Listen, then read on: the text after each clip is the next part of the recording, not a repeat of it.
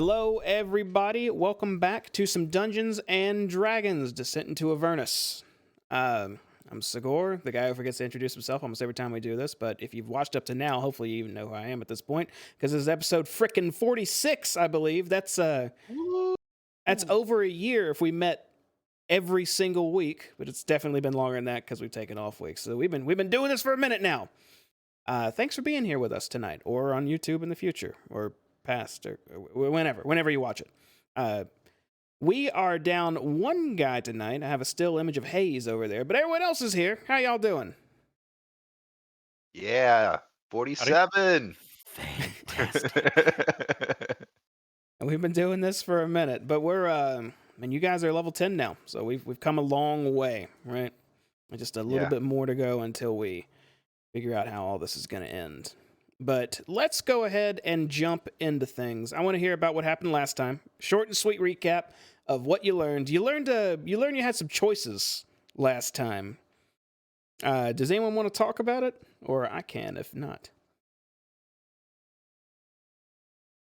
Oh, I'm not getting a volunteer. I'm about to do... Oh, Sabs, are you?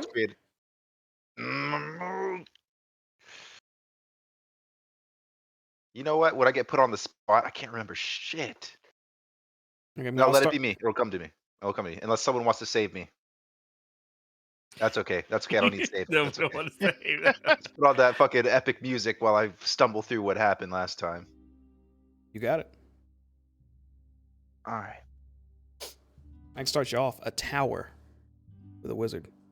Right. Okay. Fucking Mordenheimer. That's his name. Close. Damn it! It's the bald dude. Stab always. You got it. Stab refers to him as the bald dude. Anyways, Stab's all up in that business forest, and we give him the blood, right? Or is that where it started? Yeah, we give him the blood. He starts pulsating, and he gives us 3 names. Fuck, this is like the hardest one. What were those names? If you don't know the names, you can just kind of give us a little description of like maybe what they are or what direction they're in or something, right? All right, there's permission to help him out with the names. Permission to split the inspiration in half. How do we do that, Jamie? Go ahead and help him out, Doyle. We were given Haruman, who was a Hellrider general that's at Haruman's Hill. We were given Bell, who's going to be at Bell's Forge, and probably doesn't like us. And we were given Elanthius at the Crypt of the Hellriders, and he's apparently the guard of it. And I'll give it back to you. There you go, Stab. You're doing so well. Anyways, we grab those 3 names, and we take off. And then we fly back to our buddy Elgin, who's guarding the car. And we're like, hey, man, we got these 3 names that Doya just said. And so we're going to head to... one of them, the Hellriders, I think, and we're on our way. Yeah, and suddenly we see the that's it. Thank you, sir. Hey, Elgin, I almost called you Hayes. And man, I'm really struggling on this one. We stumble into the Wandering Emporium. Stab looks at it and is like, I don't really care. So he goes to look at Elgin, and Elgin gives him this fist, and Stab's like, yeah, rock on, man. Let's keep riding. So Stab gets a second interpretation and was like, oh shit, let's pull over. So we pull over to the Wandering Emporium and go to the like Chameleon Brothers, and they like have upgrades for the car. But then instead of opting for them to fix it, we get Redchi, Hayes' sidekick, to bargain for supplies and make him do it himself to save some gold. Then we head over to Hayes, and he's over at the ugly dude that likes to touch people. And then wait, what? Yes, the ugly dude that likes to touch people, but no one was. He's like, amethyst. Why does he like to touch people? He likes to touch people. Yes, why? Because he likes making deals. I feel like you're making up extra facts, but continue on. No, Jamie. Okay, fine. All right, so everyone shakes his hand. Yeah. Oh, that's what you... Okay. He confirms deals, but go ahead. Just go ahead. So we make some money off of him, right? With those amethysts. And we buy the shit. Right now, Renchi is fixing the car. Lulu's with him, and we all go into the brothel just to do stuff, to heal. And so everyone wants to spend soul coins. We already spent one, but then Stab's like, "Nah, man, fuck it. We gotta not do this anymore. It's too much of a valuable resource. We're gonna cook this chicken over the scented candle and eat that shit and this cheese wheel." And Hayes is like, "Nah, man, I'm there's women." And Stab's like, "No, eat this face." So Stab eats the face, and then that's where we left off. We about to get some space hamsters. So Inspiration, please. So there were a few things off about that. Well, give me hints so I can get the You inspiration. did trade with Fetala, this big, ugly-looking devil. Oh shit! Oh, I know what you're gonna say. The birdie haircut, right? That is another thing that happened. You got the summoning materia. We conversed with him, and Hayes did get a way to contact her in some way, shape. Not necessarily summoning materia. You did enter the Infernal Rapture, not brothel, which has a whole host of services.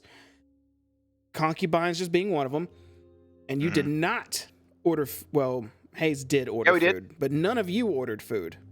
Right. So, and Hayes offered to share. You'll get like little bits of it, but you won't have a feast yourselves. That's right. Oh man, I don't know if I should give inspiration for that. I'm gonna let your allies decide. I'm gonna let your two allies decide. Do y'all think Stab should have inspiration? He gave an effort, as a little off it was. Stab related what Stab knew. That is true. He knew what Stab would know, and admittedly, and I might be setting a terrible precedent here. Admittedly, Stab is not as observant as some of the rest of us might be. That's true. Stab doesn't know shit. Character. Give him inspiration. So when Stab gives his recount of what he knows, he is actually giving an accurate portrayal of his character. All right, that sounds good to me. Stab, you got inspiration, buddy. You will have opportunities to use it. Okay. I'm about to say I didn't even get to use mine last time because I never did anything that required a roll. That's true. Yeah, no, there wasn't like I volunteer for it. It just sits. Sometimes it's just traveling and talking. That's how it is. But yeah. I was fine with it. I didn't care. I was like, oh man, I don't get to use this. Tonight might be a little different. I don't know. Ball's always in y'all's court with that. I never know what to expect, so we'll see how that goes. But I'm gonna go ahead and drop y'all back off at the Infernal Rapture and talk about what's going on over here. So, let's see. You guys are sitting right now in kind of a circle at a very nice table in a very nice area. Not necessarily a dining area, but it is the Infernal Rapture, and this is your table with super soft cushions, nice lighting, a few snacks on the table, like maybe pieces of fruit and whatnot, and very pleasant ambient lighting. So you guys have already been here. You know what? Actually, we're going to solve the feast first, and then we're going to go from there. So you guys have been spending quite a bit of time here. It's been hours upon hours of just resting, relaxing, and whatnot. During this process, a feast was brought to Hayes, who was very excited at what he purchased, regardless of the implications of how he bought it.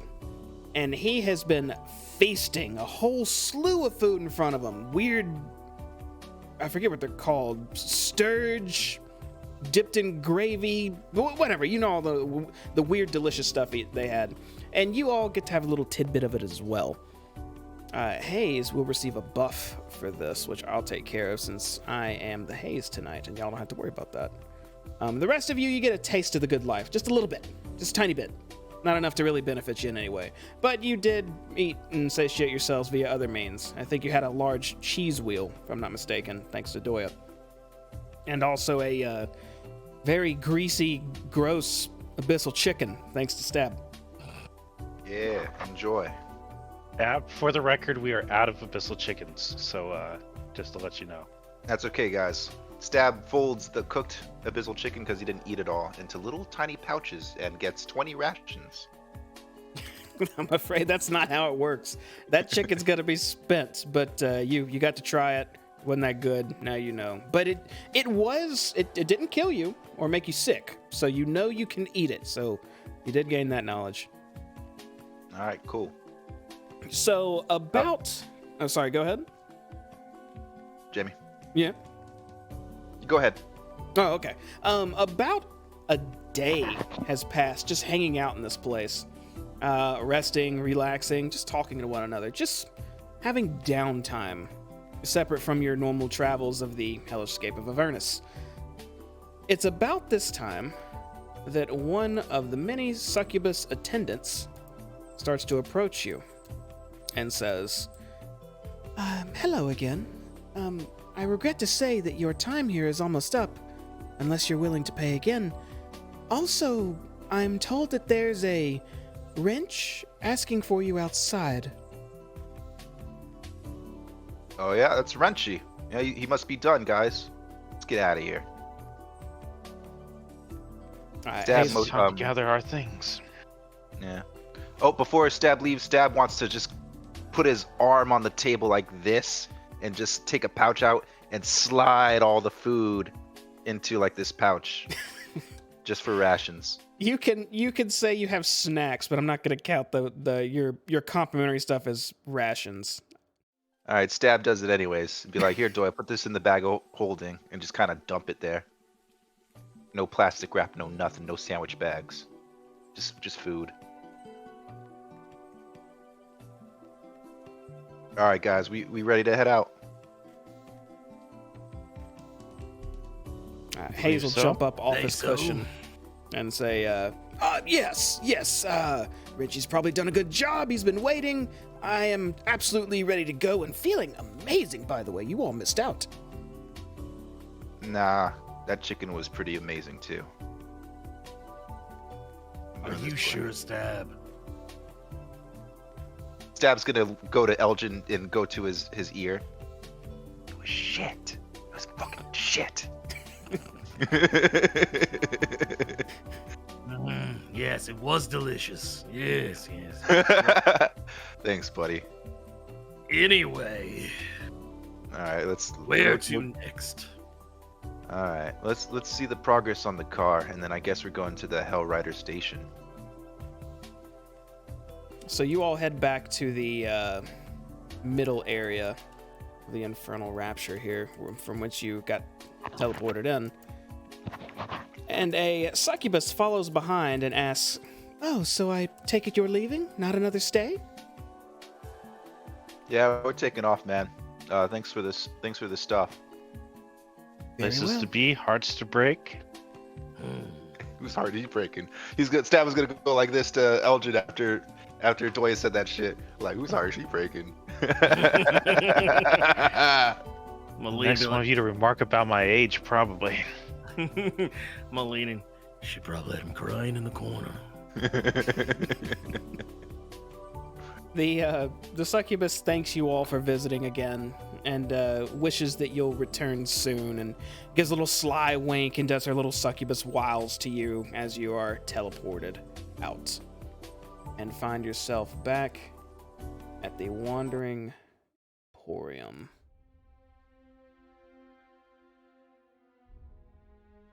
Once you appear, you can see a small wrench just on the ground, just a little bit ahead of you. As it hops over and looking up at Hayes, says, "Hey, boss, I fixed it up. It's good to go now." To which Hayes will look down and say, Wrenchy, thank you. I have to say, I'm actually feeling a little under the weather today. I'll tell you what, today you follow Doya. And he points to Doya. Yes, if any business, please consult with Doya. He'll handle it. Which Wrenchy says, "Oh, if you say so. Doya." And he flies up into your face, Doya, and says, "Car's ready to go, if you are." We have prepared ourselves for the road. Any last business, gentlemen? Yeah. Let's find Lulu. She's out here like saying hi to everybody. So she's probably around here somewhere. Stab is going to look. See. Found her. Alright, I gotta pick up my Lulu, guys. She's straight ahead. Oh shit! I'm controlling her. I forgot I could do that. Mm-hmm. Alright, there we go. Yeah. Alright, is that me? Alright, yeah, cool. Go get her.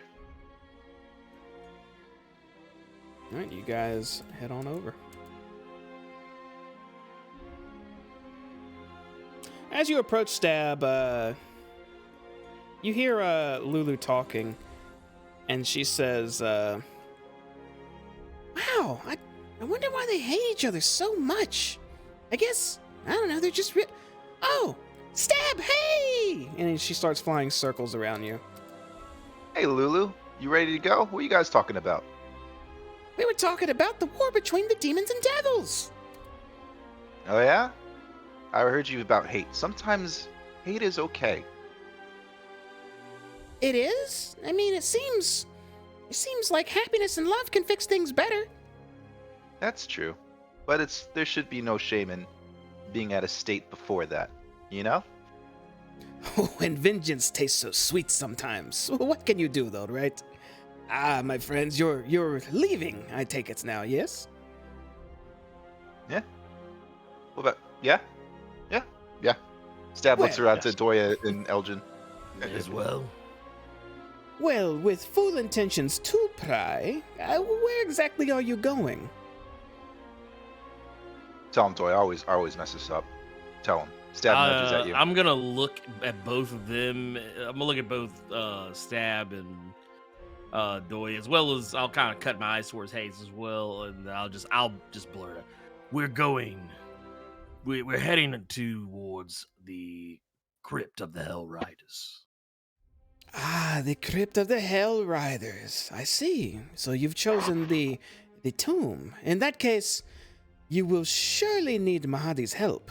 I have information that if you do not have, you will not get inside. Oh, well, by all means, enlighten us. Absolutely, I will enlighten you, for sure, for 1 soul coin. How do we know if this is good stuff, though? How do we know if this is good stuff? That's a lot of coin for words. You know what I mean? Mahadi has no reason to lie to us. Hmm. Hold on, Doy. How many soul coins we got? Well, technically he does have a reason, but Yeah, get our soul coin. I man. doubt that it serves his purposes.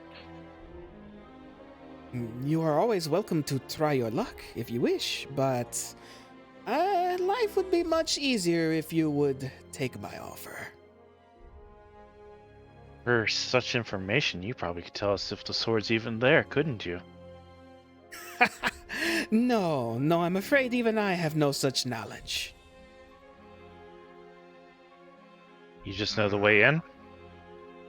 I know that certain conditions must be met to enter.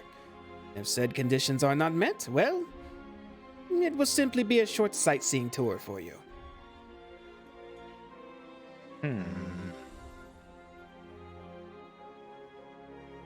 How many soul coins we got, Doya? Whisper it to me, because I don't want him to ask for more if he knows we're rich. I'm gonna hold my fingers behind my back and flash this so that he sees I have 7. Hopefully. Oh, hell yeah. Yeah, fuck it. Give him 1. Very well then. What do you think about that, Elgin, before we just throw money everywhere?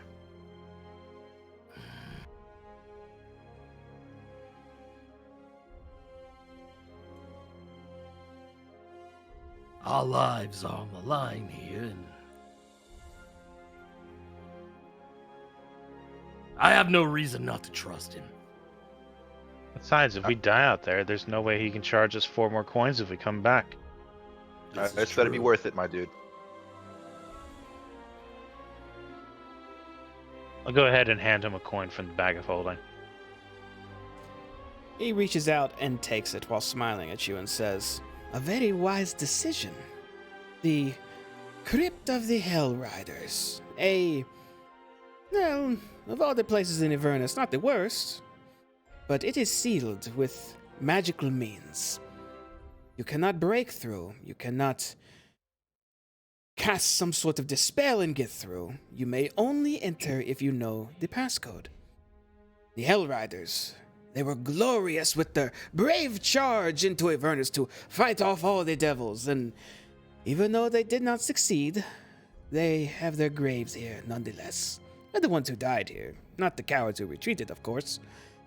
But they were a prideful bunch, and so to enter their tomb, you must utter the phrase, "For glory."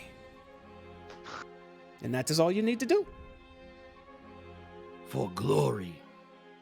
That's all it takes. Yes. No and- inflection, no special way to say it. Just, I don't have to say it in celestial or infernal or gnomish or anything like that. Just for glory in the common tongue. In the common tongue, correct. Well, this will make it easier, but Yeah, that seems easy. I could do that. it would definitely save us sitting outside looking like idiots with our hands up our asses, trying to Yeah. figure out what the password was once we got there, not knowing there was a password to begin with. So, I say it's money well spent. I would agree. Hmm. Can you point Any in the other- direction of it? Hmm? go ahead, Stab is Stab. going to talk to this dude and be like, where exactly is it? Would you know? Can you point so I could just drive in that direction? This is difficult. I could point and say it's that way, and for whatever reason, you go that way and you ended up that way. Avernus doesn't work like where you're from. It's very, very weird without a guide. I'm actually quite surprised you have yet to get one. A humble imp could be your guide if you so wished, but it is just you. I assume you've gotten everywhere by luck so far? I guess so. So I was gonna look at Hayes and be like, that fucking map better help us, right? Mahadi will say, even with a map, Avernus is unchartable. To rely on a map wholly will eventually drive one insane. But if it's worked this far, who am I to judge? Might be We'll helpful to get a manage. shot. Alright, we'll manage. Then manage you will. But please, if you have time, you should hire somebody. A guide would save you so much time. But if you are ever in trouble, I'm sure I'll not be too far away, so you can rest your weary heads back in the infernal rapture, and hopefully next time spend a little more on some good food and mesuses and the good stuff, you know? Not many of you eat this time. You eat the old cheese wheel. Disgusting, but if that's what you wish. Yeah. Alright, guys, you ready? I think Go. so. I don't need no fucker telling me how to spend my money. Good luck, my friends. Hopefully I'll see you soon. Until next time, Mahadi. Until next time. I have to control both of them. That's right, Lulu's yours now. Yeah. Can I just drag her? No. You So can you box them both. guys I just want had to do Lulu. just Lulu. Press escape. Yeah. And then click Lulu. You can Oh. I think you can drag your Box around just Lulu. mouse. Yeah. That Oh, might there we go. make it That easier. was it. That was it. And you can use your left, right, down arrows to move your to move any of them. You guys all venture back out into the Infernal Rapture parking lot, where you go and find your vehicle. And when you do, it is tip-top shape. This thing looks brand new. Richie hovers around the weapons on the side as well and says, "Got them all patched up, just as you requested. Even this weird lung thing." And he pokes this what looks like a bile sac connected to this half machine, half biological weapon on the side of your vehicle. Whoa, what the hell is that? Stab wants to poke it with his hand. Well, now, be careful. I think it's called a bile spewer. It spits some sort of acid with, some weird demon head. I don't really know how it works, but it's working now. Cool. Stab gets behind the wheel and just... Is it, like, cleaned up, or is it kind of the same? Does it have a new car smell? What are we dealing with here? Smells like metal. Smells like a lot of iron and metal. Oh, hell yeah. That's my not favorite smell. Nice job, Wrenchy. It's also not running at the moment. Oh, shit. Point. Mm. All right, before we start this thing, Hayes, where are we headed, man? Just point and I'll drive. Let me look here. Looks like down here. Yes, Crypt of the Hellriders. Easy, can't miss it. Just right past the. Well, you know, you got it. Yeah. All right, you guys ready? Mm-hmm. All right. You riding inside, Elgin, or are you taking the magic horse? Well, I mean, I do have it here, so why not? All right, buddy. Stab holds out his fist, just like this. Let's go. I'll just Yes. All right, Doyle, put a coin in the slot. Do it. We are quickly depleting our supply, sir. So make this one count. Try not to flip it, and I will stick a coin into the slot. You know, the more you say flip it, the more likely it is to happen if you think about it, because that'll be like in the back of my mind, you know? But go ahead, do it. Just do it. Do it. I've put a coin in there. All right, Stab takes off gently. Oh. Okay. Forgot. You put a coin in, and the engines rumble to life once again. And as soon as they do, you gently start moving forward. You head towards your direction. Hopefully, towards your direction. As Mahadi's words kind of ring in your head again about a guide. But, again, you've made it this far. You're willing to press your luck again. Stab, roll 2 d10s for me. Yay!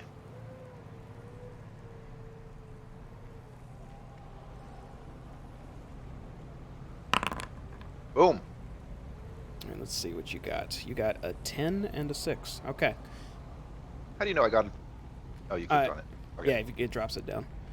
So, you drive on, Stab, as the Wandering Emporium disappears in the distance behind you. You drive on for about 30 minutes just over the terrain of Avernus. Most of it flatland, with some very tall plateaus deep in the distance on your sides, and maybe a little bit on ahead, but still way out of the way of the direction you're heading. It's been a fairly smooth ride so far. Elgin, you are on horseback on the same path. Stab's going at a pace to where your horse can pretty easily keep up without having to push him very hard. And the same goes for you as far as the ride itself. The ground's been pretty level so far. About 30 more minutes pass of riding. So about an hour in this car so far and an hour on horseback until the terrain finally starts to change. Odd-looking, what could only be trees, are sticking up out of the ground in random locations. There's a wide enough berth for the car and your horse to fit through, but still, there's a good amount of them, and it looks like fauna and flora about as you drive through this odd field. Do you guys just proceed on? I tell Doy about it. Doy, check this out. Look, animals. Any chance I can identify any of these? Just while driving past them, no. None of them are anything you've ever seen. You'd have to get a close look. Well, if we intend to get to the Crypt of the Hellriders before this coin runs out, maybe we keep moving. Yeah. Alrighty. Stab presses on. Okay, you guys proceed on. You drive for what feels like another hour of just no activity. The road's gotten a little more bumpy. It's no longer that smooth, but it's not inconvenient. You're not just bouncing the whole way.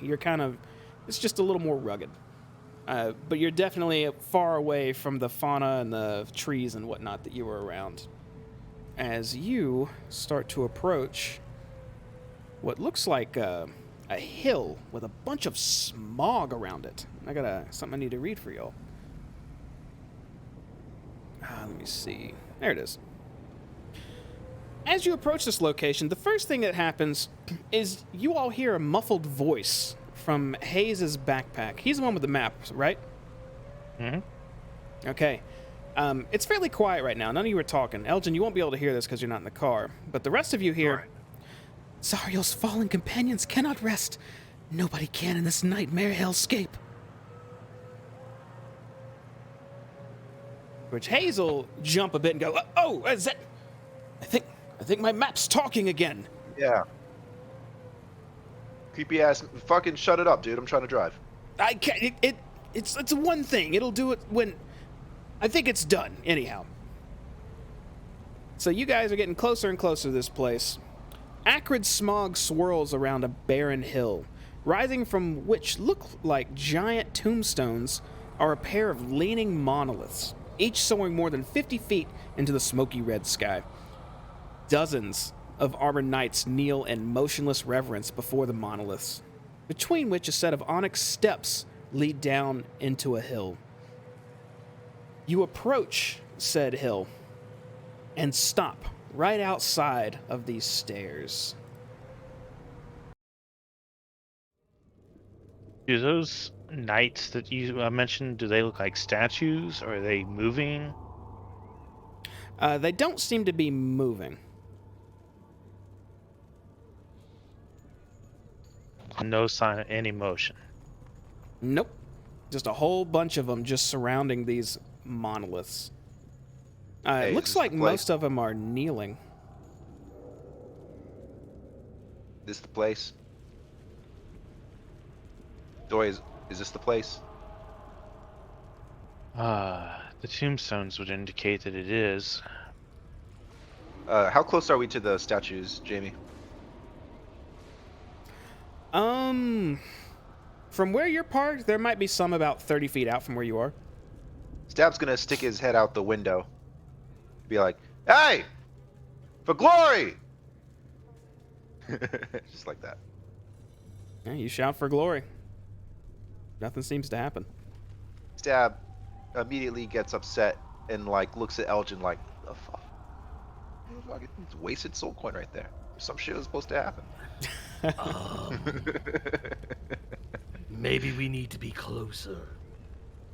Alright. Should we leave the car here or? I wouldn't trust it on those steps. Alrighty. Stab gets out the car. Starts walking up the stairs, hopefully waiting on Elgin to go with him. He don't want to go alone. That shit's scary. He's freaked out a little bit.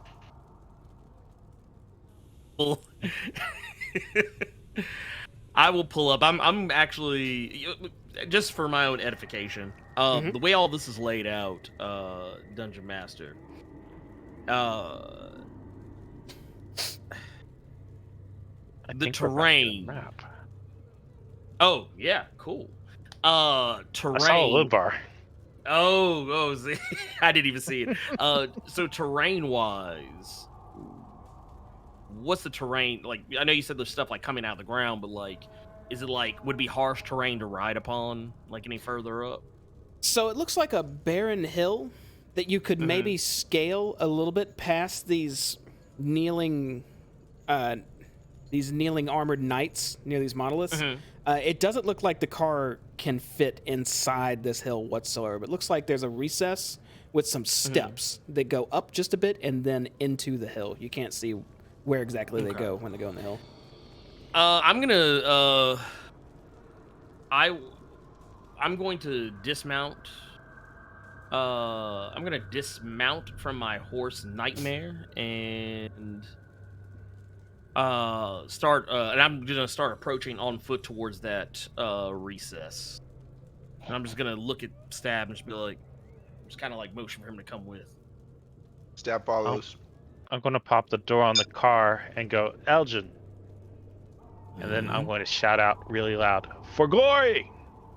And then hop out of the car and start their way. I already tried that, Doya. I got a feeling it's one of those things where if we don't do it, bad things happen. Let's do it every 5 seconds. We'll just shout out for glory. I see where he's going. I'll just simply respond in kind and say, and I'm gonna punch my fist to my chest and raise my fist up high and say, For glory! and then carry on. Lulu then goes, "For glory!" and just hovers around you, Stab. All then right, Hayes stay goes, close to me. Yes, for glory. Yes, glory for all and all of us. Yes. As he follows behind. And your wrench? But I told him to see you for all business, Toyos. If you want him to say something, you tell him. I'm not feeling well. Damn, that sounds bad. Stay. It doesn't have a soul. It probably doesn't count. It should be all right. There you go. See, resolved. Now let's mosey on. I'll follow behind. We'll try not to get lost behind us. So Are we as, passing one of the statues right now? Oh, go ahead. Jay. yes, actually, you guys are close enough to you can easily see this without any checks. When you pass by these statues, you realize they are absolutely not statues. These seem to be suits of armor, kneeling, resting their foreheads on the pommels of some swords they have stuck in the ground. They all seem to be in a prayer-like position. All right, Stab stops in front of one of the statues, I guess the closest one. And then he looks around at all of them. He's like, "Hey, what's up, guys? For glory, for glory, for glory." Like pointing at each one. What are these empty statues? Stab wants to kind of see what's going on here. You getting up close to one of them? Yeah. Oh, yeah, also is curious about this. Sure. Both of you approach just one of these kneeling suits of armor, and you can see, like, when you kind of kneel down, you peer at the helmet, you look beyond the helmet, you can see a skull in there. It looks like bones are stored inside these suits of armor, perhaps entire skeletons. You can also see their armor seems to have the faded regalia of El Terrell on them. Ugh. These guys have been praying for a while. 100 years, by my guess. Oh man. Stab ponders The way whether he should time loot that passes shit. here, Doya, do you think it was really 100 years for them, or did it only feel like a short while? It was 100 years for us, I think. Then no telling what hell it was for them. I hope not to find out anytime soon. This place is starting to give me the jeebies. About the statues, JB? Are they all faced towards one spot? How are they fixated? They're Are they all- surrounding something? They're all kneeling and facing these leaning monoliths that are about 50 feet tall. They're all kneeling towards the different sets of those. They're not Oh. looking at the path, they're looking ahead. Yeah. Are we close to the monoliths? Those would be right up near the entrance of this recess that goes into the hill. All right. Stab is curious to see what they're praying to, so he's gonna walk towards the monolith. Sure. Stab starts scaling the hill a little bit towards that opening in it and where the monoliths are leaning. Is anyone else following? We'll follow.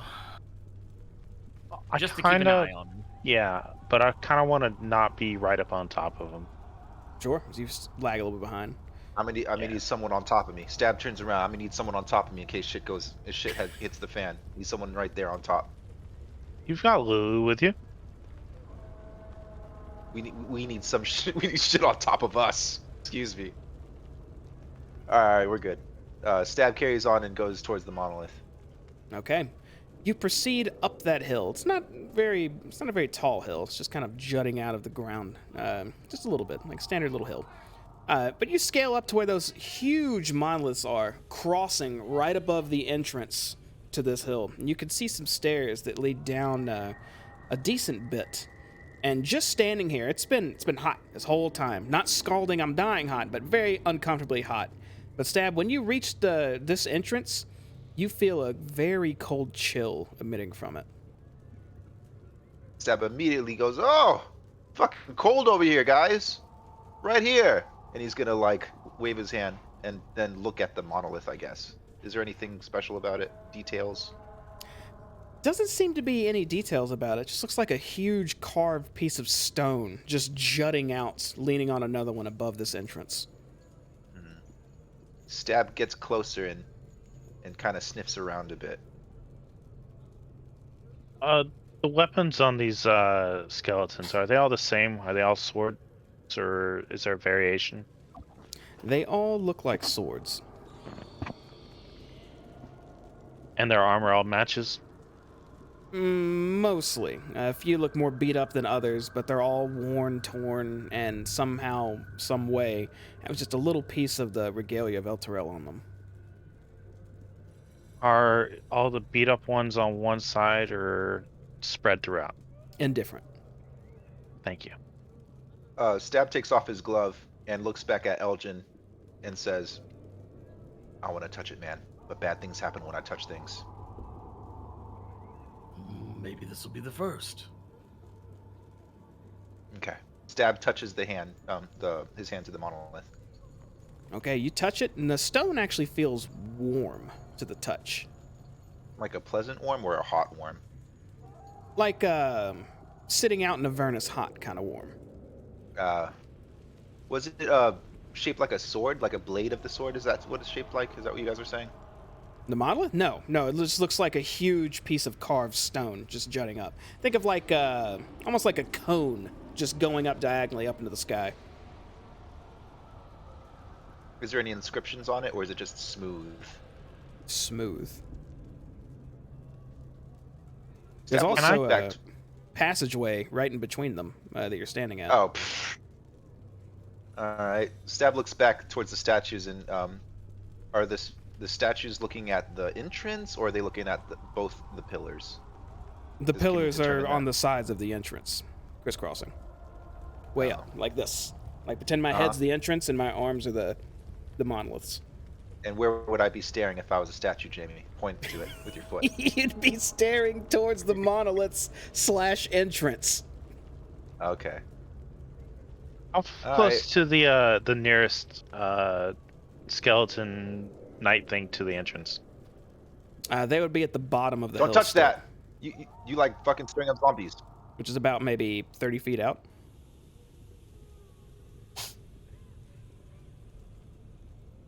Alright. This seems like a good, normal monolith. Stab's gonna give Gonna it give 2 what? taps. Oh, there Put his you go. glove back on. And then look at the door. What's going on with the door, Jamie? There is no door, just an open recess that descends down into the, I want to say earth, down into the Avernus. Yeah, goes deep in the hill. Is it like are we stepping down, or It's a staircase. are we climbing down? How Stair- steep is it, the recess? Oh, it's a staircase? Yeah, How dark is it? very dark. You cannot see down there, actually. All you feel is Oh, a very cold chill coming out of it. Stab cast a spell, a cantrip called Light, on his hand. This looks like a job for old Light Hand. He's gonna cast it on his glove, and kind of like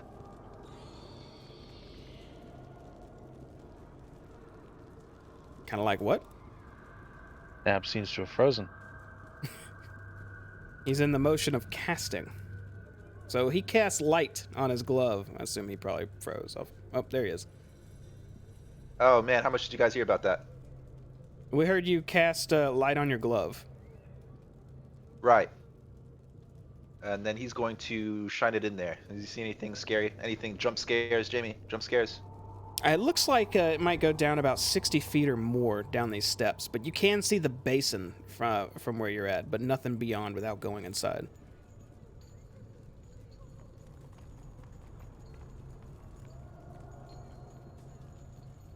I'm going to start catching up to Stab since he looks like Elgin he's would be stopped like, at the top. Shall we? Did I freeze again? No. No. Okay, go ahead. Stab. Yeah. I'm gonna cast a cantrip on you. Guidance. Ugh. Okay. Be careful stepping down there. I got A this. lot I of got people this, like guy. to make sure that tombs are for the dead and not the living. All right, I got this. Old Stab's got this. Stab rubs his hand together, and it's really bright because there's still light on one of them. And then he's going to just touch his big toe to the first step, Jamie, and then lift it up real fast, stealthily. You tap that first step and pull back. Stab looks around. Does anything happen? I'm assuming you turned around and looked towards the armored things Yeah. at the basin. Yeah. They're still kneeling. All right. All right. All right. I'll go down there first. I'll let you guys know if it's cool.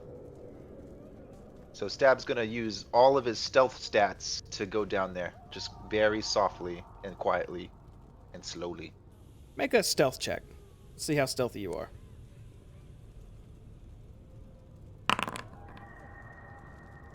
Okay. No, even a low roll for you is gonna be high with the super stealth. That's wild. You got a You're 21 on your stealth, so you feeling pretty stealthy as you creep down these steps, one step at a time. Are the rest of you waiting up top? I would like to keep yeah. an eye on his progress, but yeah. Okay. See if I can see anything he misses. Stab, you continue creeping down these steps, and it gets colder and colder until, like, it's really cold down here. Almost like it's really hot on Avernus, but it doesn't hurt you. It's cold enough here to where it would almost be freezing, and like you would need to do something about it, but it's just right before that moment. But All you right. Go ahead. stealth all the way down to the bottom of these steps and are met with a large basalt door.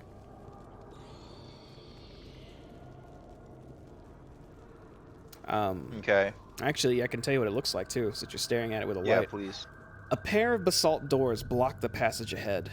Their surface is engraved with a relief of a knight locked in combat with a devil. Both wield burning swords. Okay. How is it cold that it hurts? Like that I'm taking damage? No. How high did he go down?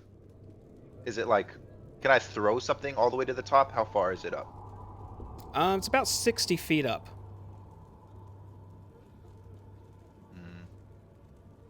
How far can Stab throw? You know, I'm not sure. Do you want to throw something at your friends? Yeah. Okay, what are you throwing? Stab wants to cast mold earth on one of the flower pot dirt, and he's going to make the words fucking cold LOL. Seems clear. You're Yeah. going to hold that at the bottom of these steps?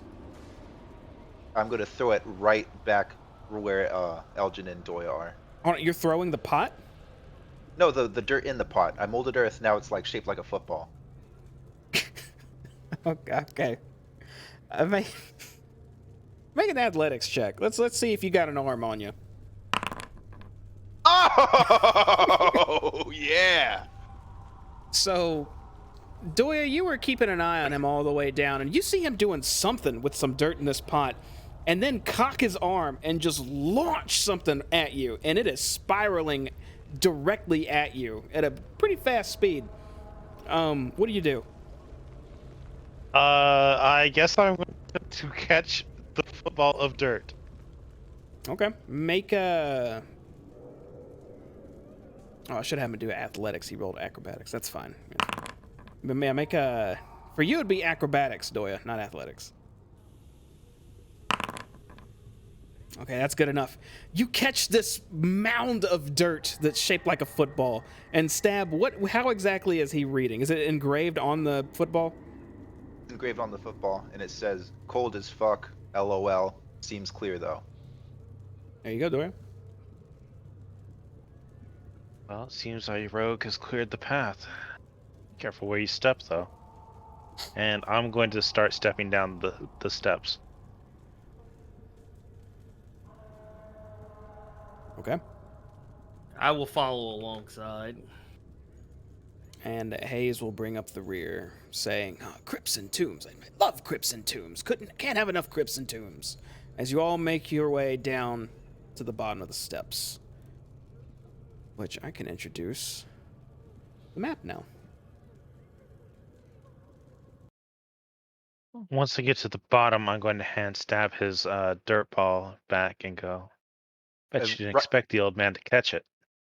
Right when he tries to hand it over, Stab makes it turn to mud. Just like get those hands dirty, kind of mud. You may not find dirt where we're going. Stab casts mold earth and like makes the dirt go right back into the pot. His hands are clean now. It's very cold for all of you down here. This is an absolute contrast to what you've been dealing with for the past few weeks. What am I dressed in? Is the cold manageable though? It is manageable. All right. What are we looking at again? 2 statues? Nope, pair of basalt doors in front of you. You say pair, is there like 2 paths or is this like a double door? Double door. Their surface is Well, engraved with, looks like a knight in combat with a devil, and they're both wielding burning swords. Oh, I think I know what to do here. Stab says. Someone's got to say it. For glory. And the moment you utter those words, the gate separates into 2 and reveals a passage. Stab wants to look at the statues just to see if there was a hint to say the words for glory.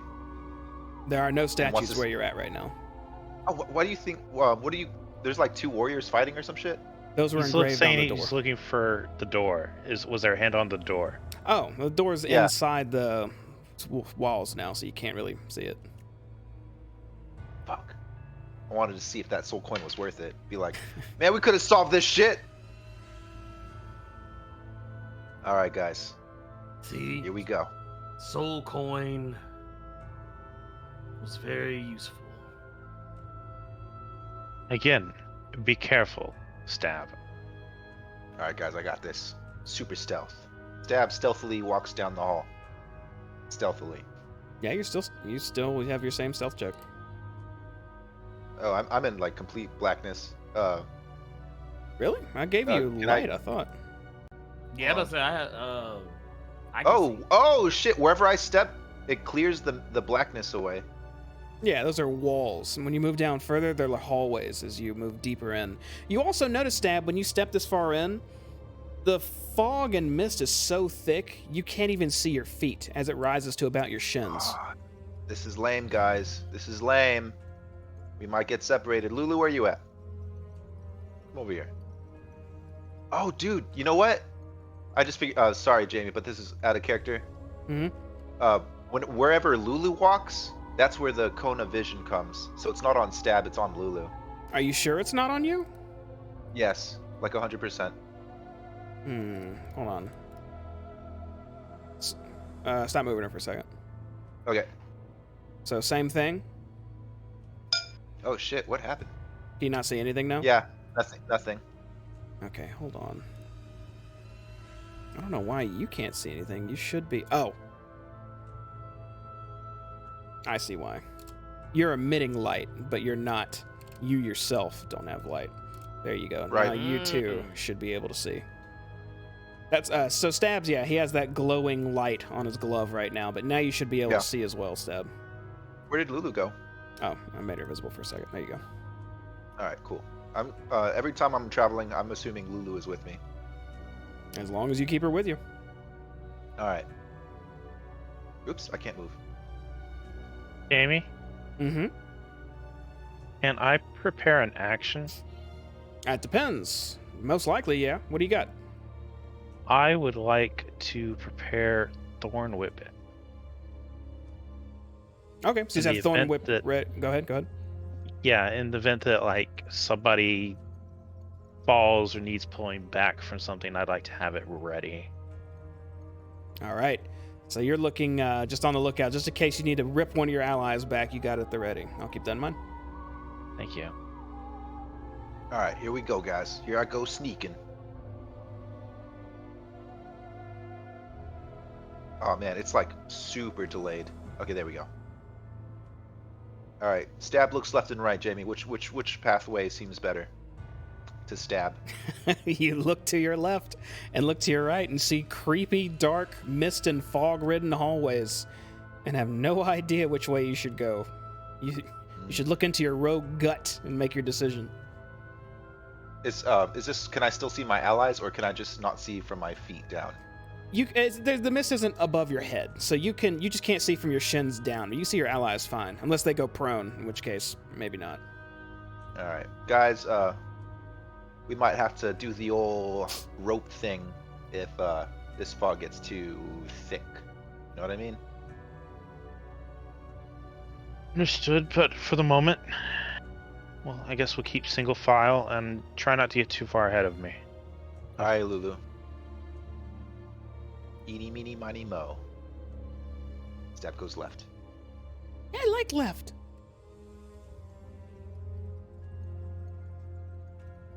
Oh, on the corner. Good. There he is. Oh, I thought some shit was happening to us. Stab is extremely stealthy. Are these braziers in the wall, and are they lit? They are lit. They seem to be providing a light source. What's this room about, Jamie? I can tell you. So,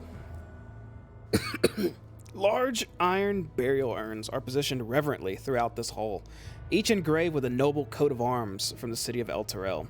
Polished swords, lances, and shields hang from racks on the walls.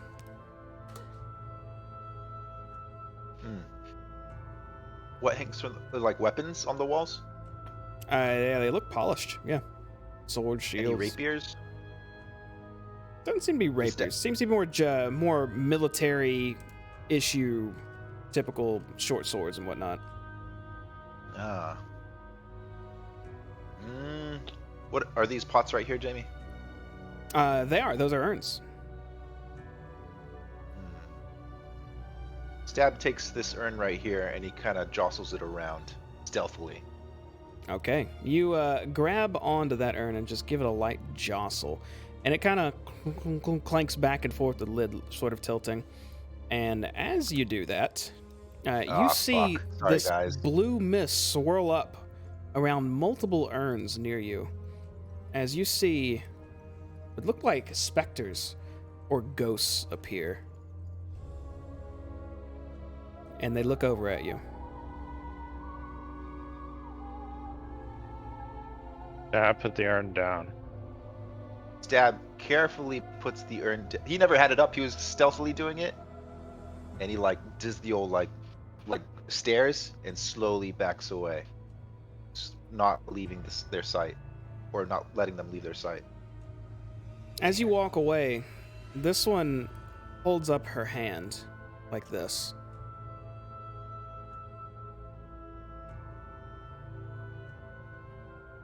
Stab waves his hand too.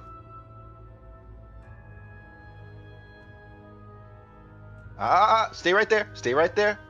Stay right there. Are you of Can El you Terrell? understand? I can assure you, I don't bite.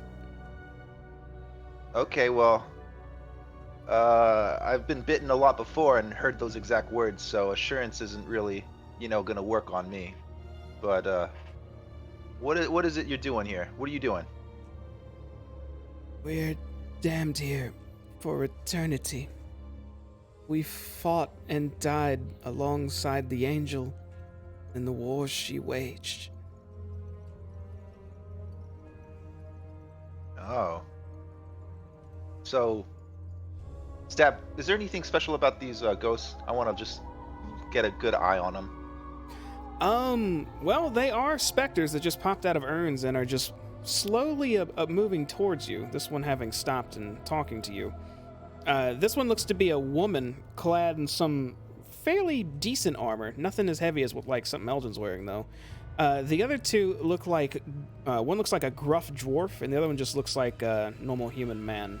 Both in more acolyte-like robes than battle garb. Does that go ahead? Everything about them though is translucent, light blue glow. Like everything seems ethereal about them. Real. The statues outside, Jamie. Can I ask from Stab's memory, because he saw them? Were they all matching in armor, or were they all just different? Their armor was very, very similar, almost matching. Are these the ghost armor pretty similar? One of them is to the outside ones. The other one's not so much. Which one is the one that matches? This one. Okay, so Stab stops to talks to one of them, and is like, that armor matches the guys outside. Whose bodies were those? What are they doing out there? What are they praying for? They were set up there by Olanthius to remember us, to pray for our... She stops there. Stab scratches his head like this with one finger. Elanthius. Doya, have we heard that name before? I don't remember. That's the one we're looking for. Oh, yeah. One of Zariel's hello? generals. You're seeking Elanthius. We believe he knows where Zariel's sword is. We need it to save the city. Do you know what happened to him? We know that he resides here and watches over this place. She shakes A her little head. more beyond that. Do you know what happened to him when he rode happened to with him? Zariel?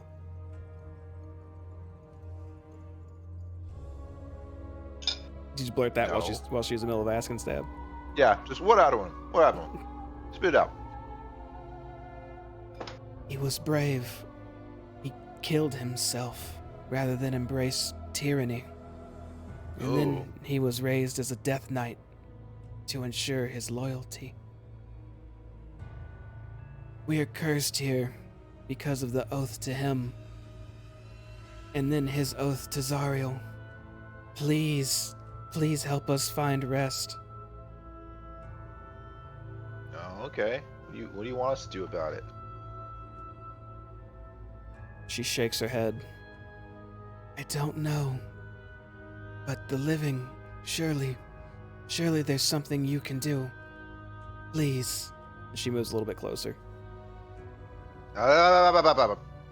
Stab takes one step back. Hold on. Do you Doya's know right. where he is? Will you help us find rest? If it's possible. Then we will help you. And they look to one another and just nod. And then she looks back to you, Doya, and says, Do not know where Olanthius resides, but you go deeper. I'm sure you may find him or summon him. But there is still good in him. He is bound to Zariel and raised as a Death Knight, but there is still good in him. And she just looks into your eyes, Doya. I understand. His Hold on, quarters are here in the catacombs somewhere. There must be evidence of his humanity or something you can remind him with. If you approach him and you do not know him, he will try to kill you. Ugh. I Stab. don't know if this will help you. but know that your city had 100 years of peace from Avernus. She looks down, a bit solemn, and then just looks back at you for a moment, Dory, and then turns and starts floating away and says, Wait. If you want to help us, what's around here? What's out there to kill us? "We are bound to these rooms where we rest. There are many of us. Find others if you wish. Maybe they can help you." Okay. And she For floats glory. back to her urn. For And when you glory. say for glory, the other two in robes actually salute you as they put their hands across their chests and then float back to their urns. But they stay floating near them. They don't vanish. Alright. Let's keep going then. I doubt it'd be that easy, but do we see any swords that look out of the ordinary? They seem to be polished, but still old. None of these swords really look too special. I want to take an opportunity to do something I haven't done in a while. Do it! I want to. Yeah, I want to use my divine senses to see if I can pick out anything, see if I get a sense of anything that may or may not be in the area. Celestial Fiend, Undead. I know I'm gonna see them, but wonder if maybe I can get a hint of anything else other than them. Should be a 60 some odd feet or something. 60 feet? Yeah, 60 feet. Yeah.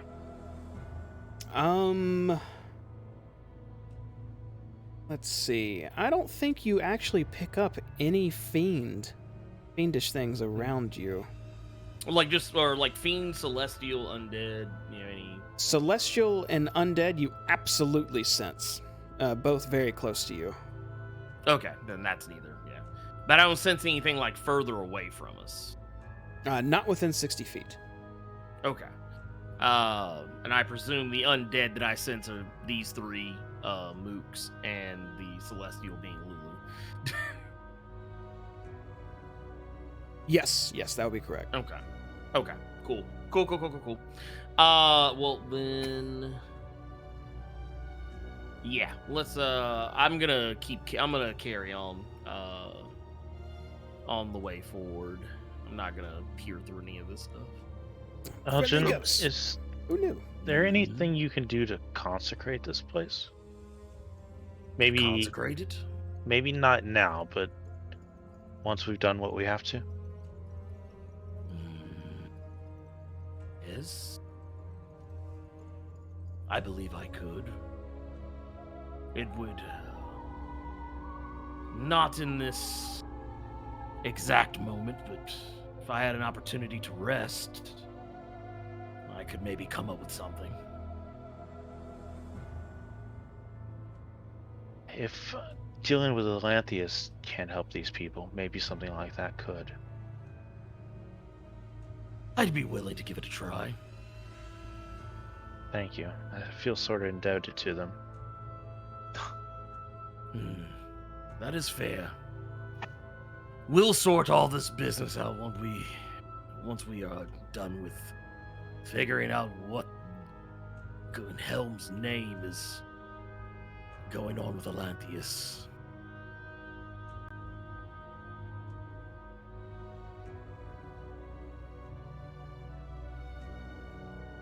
Alright, what's this room like, Jamie?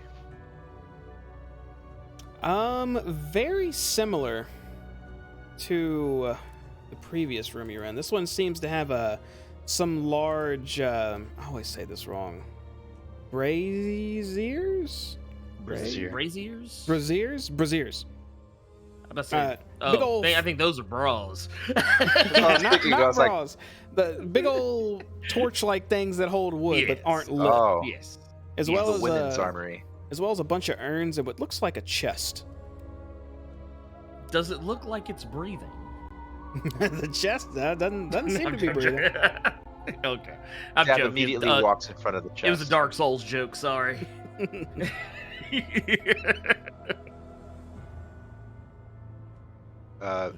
What's this chest look like, Jamie? Looks like a large wooden chest with a metal lock on the front of it.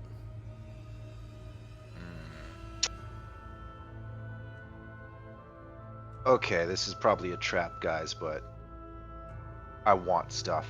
I don't know what it is, but I want it. Stab touches the chest. Does anything happen? When you touch the chest, no. Yeah. How heavy is it? It looks pretty damn heavy. Do you try to pick it up? I just want to jostle it, just like an urn. When you grab it and just jostle it, actually, you were surprised. It seemed like it should be pretty heavy, but it's not. You're able to jostle it pretty easily. This thing is light as fuck. I'll see what's inside. What kind of luck we're dealing with? Okay, it looks like there's just a keyhole in this metal square spot right in the top middle of this chest. All right. Is it? Stab's gonna attempt to unlock it. Okay, you do have thieves' tools still, right? Mm-hmm. Okay, so you take your thieves' tools out and you start picking at this chest. Go ahead and make a sleight of hand check.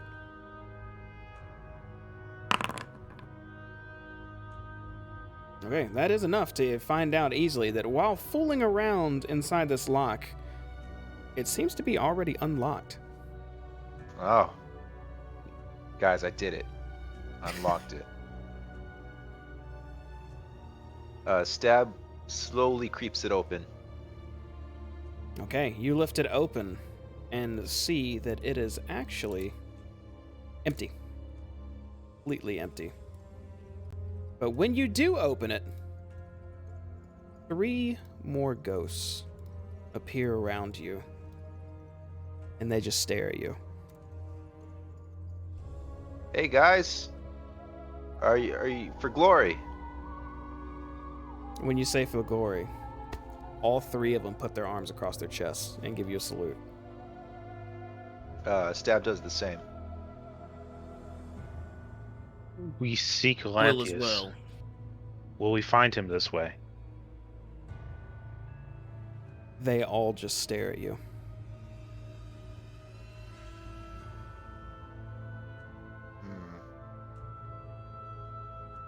Stab takes 1 step to the left. And he wants to determine if they're just staring at Stab for opening the chest. They seem to be turning their gaze occasionally from one of you to the other. They're not locked on to one of you. Oh, was this chest one of yours? My bad, guys. I didn't know. Any response? No response. I think these Can ones are you broken. point us in the direction that we should be going to find Elanthius? None of them say anything. What about the sword? I'll see if anybody turns towards me. Or No change. any indication. Okay. Zariel's sword.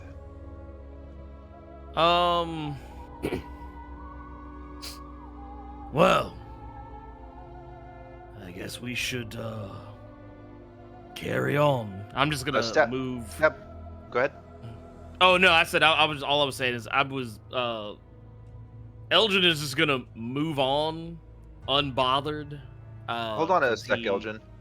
Maybe there's something here. Stab wants to like open the box again, see if there's any, like maybe a hidden code or message inscribed in there.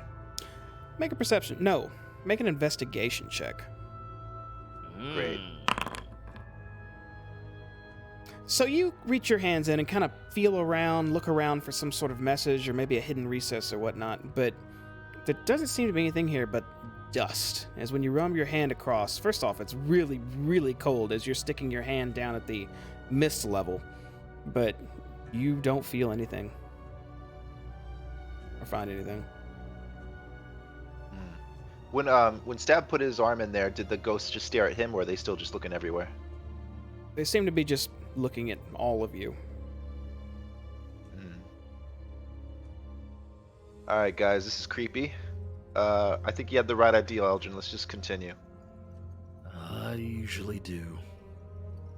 I do want to kind of take a peek at some of the, like, as we're passing, because I think this is the first that we have gotten this deep into where some of the actual, I'm assuming these are the actual coffins. They do look like sarcophagi. Here, let me read this. Recesses in the walls hold iron burial caskets. Okay, so caskets is the word. Each casket has a single healthy red rose resting on its lid. So that's all these? Yeah. Wait, you said healthy? Yes, like a fully blooming healthy rose just laying on top of it. I would like to investigate this rose. Go right I ahead. would try- While he's, yeah, go. I was about to say yes. Okay, how are you investigating it? I want to know if this rose is magical in nature, I think, because I doubt something like this could stay alive for very long here. Okay, make an Arcana check. So it's hard to tell. You would assume just regardless of sensing any magic from it, that there is something magical about these roses. As at this place you're in, where the heck would they even grow them? But as far as sensing magic, you really don't sense anything off of it. I may regret this in a second. Can I pick the rose up and smell it? You can. You pick the rose up and sniff it, and it indeed smells just like a nice, healthy rose. But within seconds, that flower starts to wither in your hand as the petals fall off and Stab immediately die. smacks. Oh, damn it. What are you Yeah, doing, Jamie? You could smack his hand, and that's still, and he. No. Oh, yeah, go ahead. I guess it withered already, but Stab saw him do that and like, motherfucker, I've been not touching things this whole time. Yeah, it definitely already withers. As Great. floating up from the casket appears another specter-like figure, but this one looks a bit different. It looks like this. For glory. This one also looks to be much more aggressive, as we're going to Ooh, go hello, into handsome. some initiative. Ooh. I need everybody to go ahead and start rolling some initiative for me. Let's see.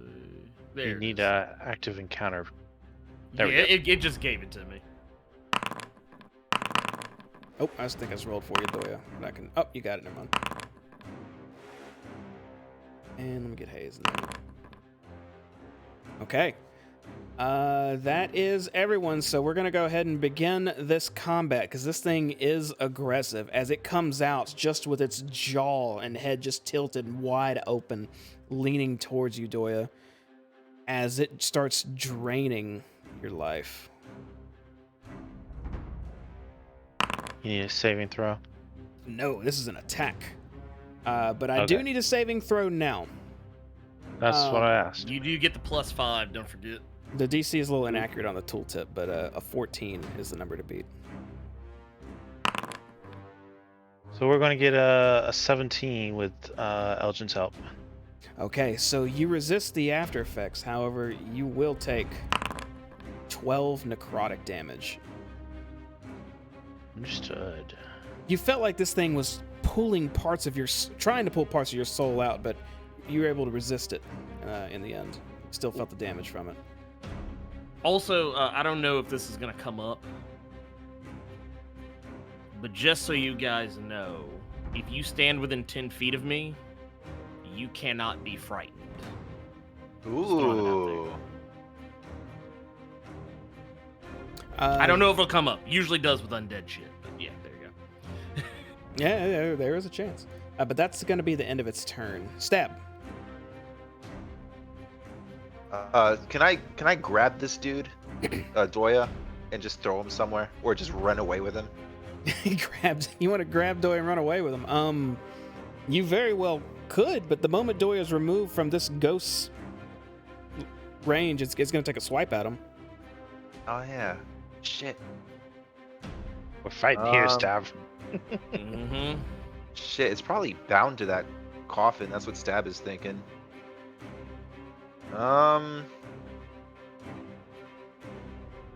Let's see what's in my analysis. Stab is just going to fuck it. He's just gonna go over here. Oh, whoops. Oops. Should I can I control both? Does Lulu get a turn? I've She never fought does. with She's Lulu, next too. on initiative. All right. Let me just control Lulu. I mean, Stab. All right. Stab is gonna go over here and just try to swipe at it with his silver rapier. See what happens.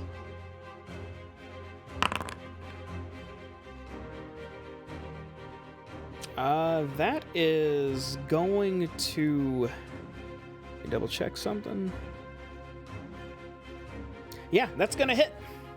And that will do your sneak attack damage as well. Is that... Am I seeing this right? 9 in total? Is that right? It can't be. I get sneak attack, right? Yeah, where's your sneak attack? I don't know.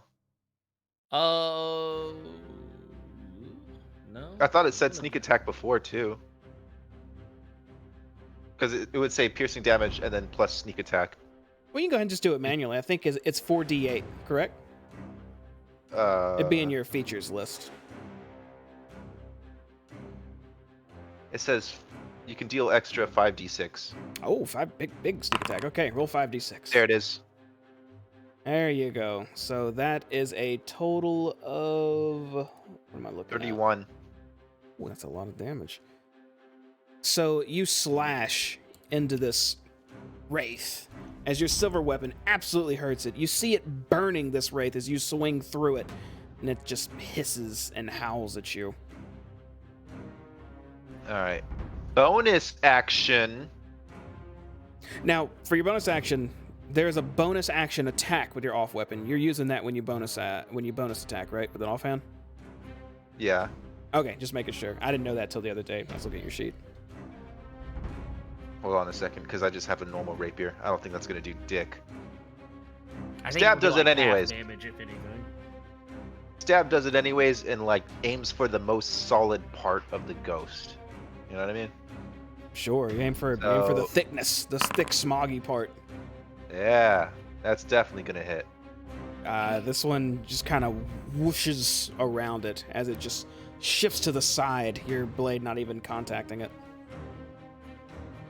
Alright, so I missed it and I didn't, like, see any effect. You missed it. Okay, cool.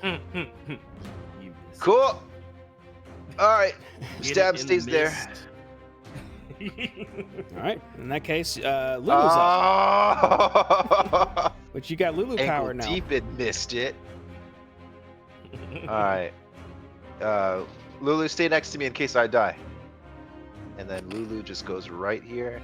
And I don't remember how to look at what she can do. So Double click her token, Okay. and then you should see attribute or features and spellbook is everything she could do. But in spellbook, it's only the first 3 under innate spellcasting. Oh. Oh man, this is not fun watching me read all this shit. You can always just tusk she has attack. Okay. What's the range on that? How do I know that? On what? The tusk attack. Could she attack from? Does she have to get up close? Yeah, she got to get close. But I there don't is wanna one do more that. spot right there she could get on.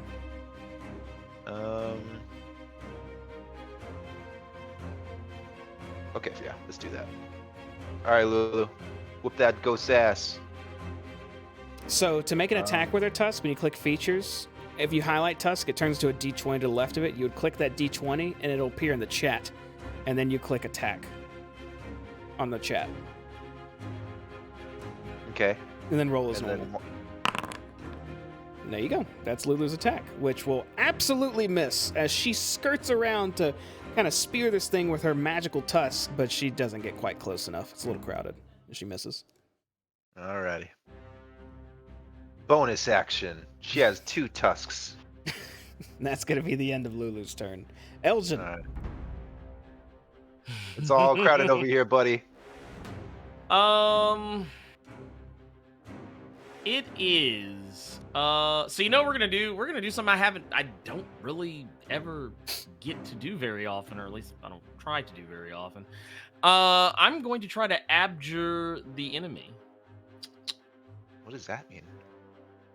Or actually no, I'm gonna save it because I just realized something. This is a very weak enemy. Can you I'm see gonna its health? save it for a bigger. Yeah. I'm actually gonna save it. We're gonna save it. I can stand inside one of their squares so long as I move out of it at the end of my turn, right?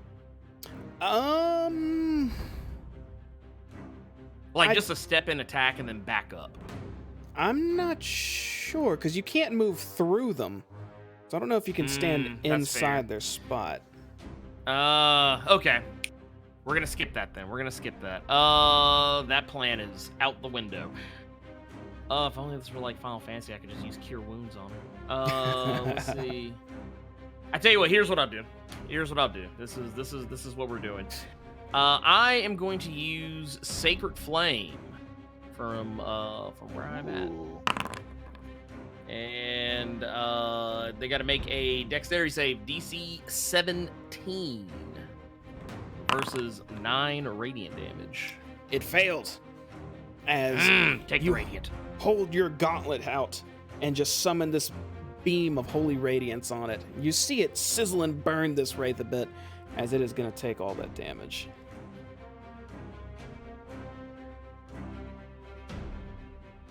And also just with whatever is, because I guess technically I have a bonus action.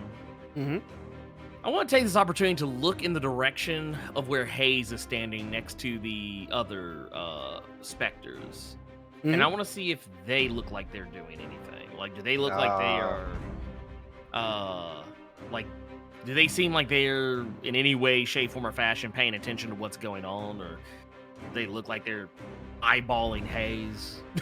They seem to be looking Like- in your direction still, but they're just floating. They don't look to be in a Okay. combat stance of any sort.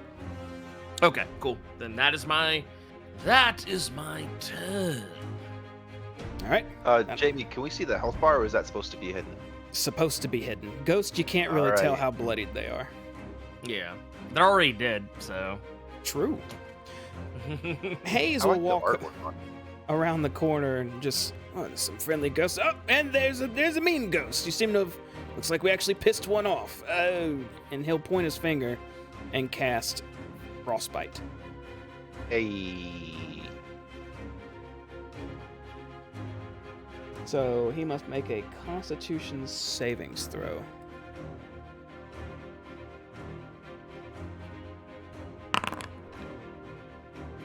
Which he meets. So Hayes tries to freeze this specter floating above you guys, but it seems just to not take hold of it whatsoever. To which then Hayes will take a couple steps back, specifically behind Elgin, and say, "It's a little tougher than I thought, but I'll be back here for a minute." You'll be safe behind him. You're Doya. supposed to be immune to being frightened when you're next to me. No, I'm not frightened, just tactical. You're just careful. You're up, Doya. Does Frostbite still do the 1d6 on a fail? I don't think it does. Yeah, it does.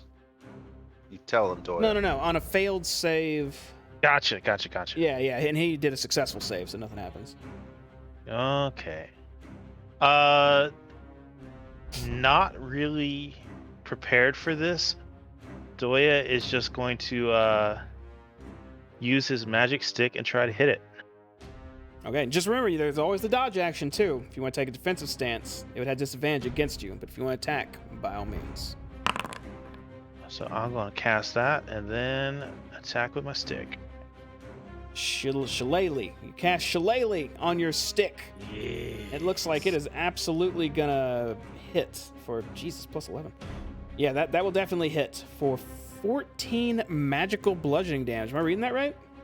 Yeah. It's a good stick bash. All right. I gotta use the new stick.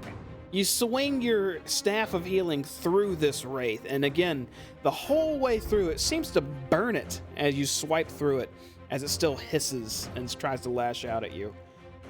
Let me mark this down.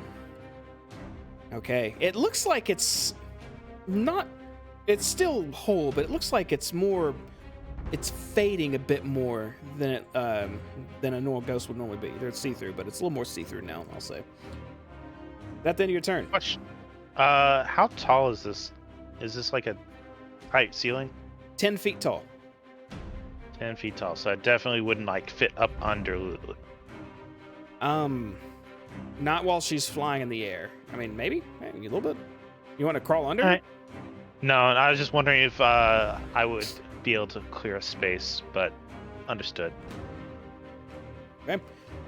That's it. Well, that'll be it. That'll bring us back to the Wraith then, which is again gonna swipe at you with its life drain. He who touches the rose eats its pain. And Damn. it will hurt this time. Maybe. It still might roll low, but go ahead and make a Constitution savings throw. Okay, that is a success. As you take Ooh. 44 necrotic damage. After like, you could tank that shit? Oh yeah, I can too. I forget how much health I have. Yeah, I got a lot of health. These days, man. Damn. This Does it look? Oh, go ahead. rip just felt immense, Doya. As you're almost positive when it slashed through you, it took your soul with it, but you still managed to hang on and not suffer any after effects. But that's all the Wraith's gonna do. Stab. After it did that, Jamie, we noticed that the thing healed? Is it healing from doing that or no? You can't really tell. Still looks the same. Alright, Stab is just gonna kill this ghost dead.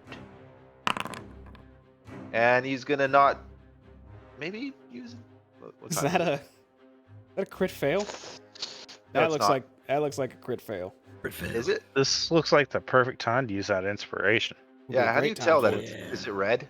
Yeah, if it's red. Yeah, that one down there is what you rolled, but the 10 is with all your pluses, and you got a +9 to hit. So you would have gotten a 1. Alright, I'm going to do the thing. Inspiration, me, Jamie. Inspiration. All right, you use it. Boom. Slightly better. 14 will actually hit. For Hey! 8 plus some sneak attack damage, right? Go into Why sneak is it attack. doing that? I really don't know.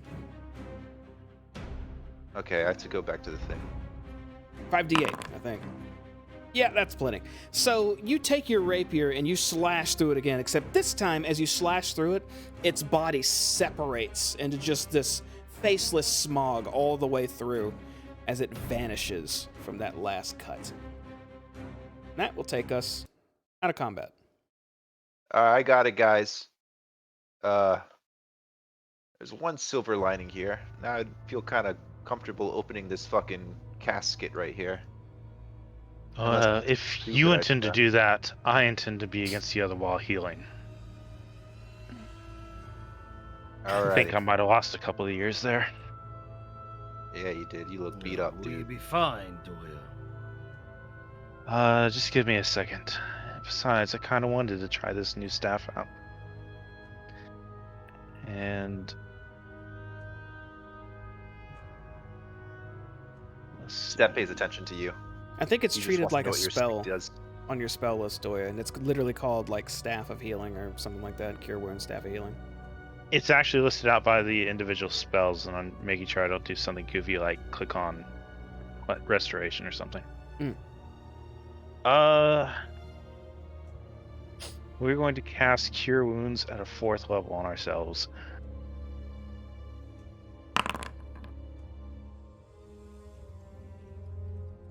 Okay, that's not bad. You heal for 21 damage.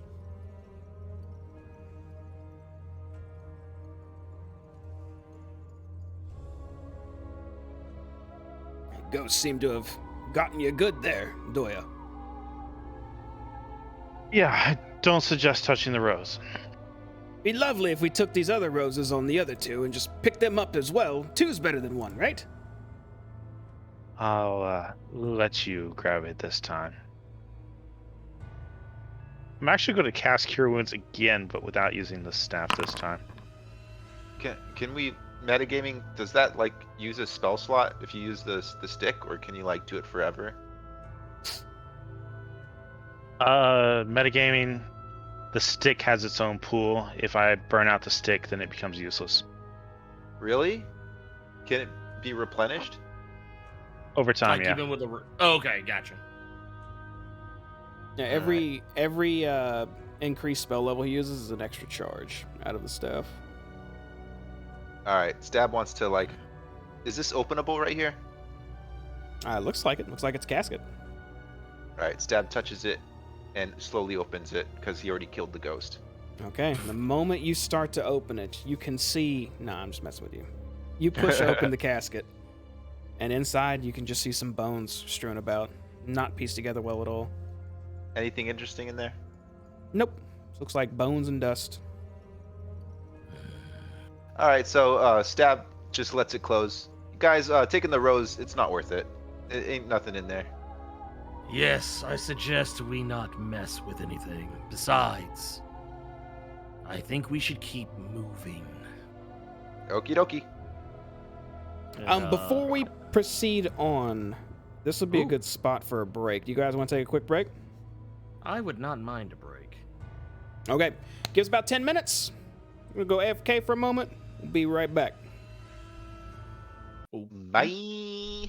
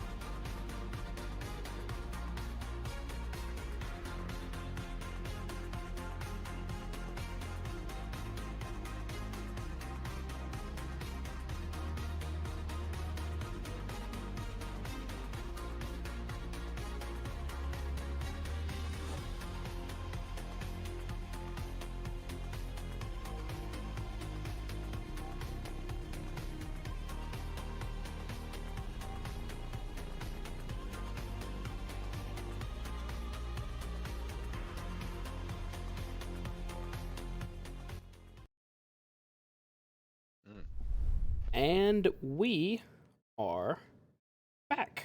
Hello.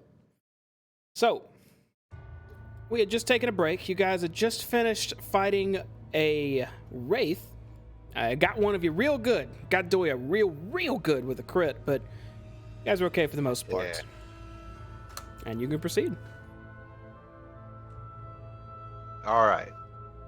So I'm agreeing with Elgin. Let's just keep going.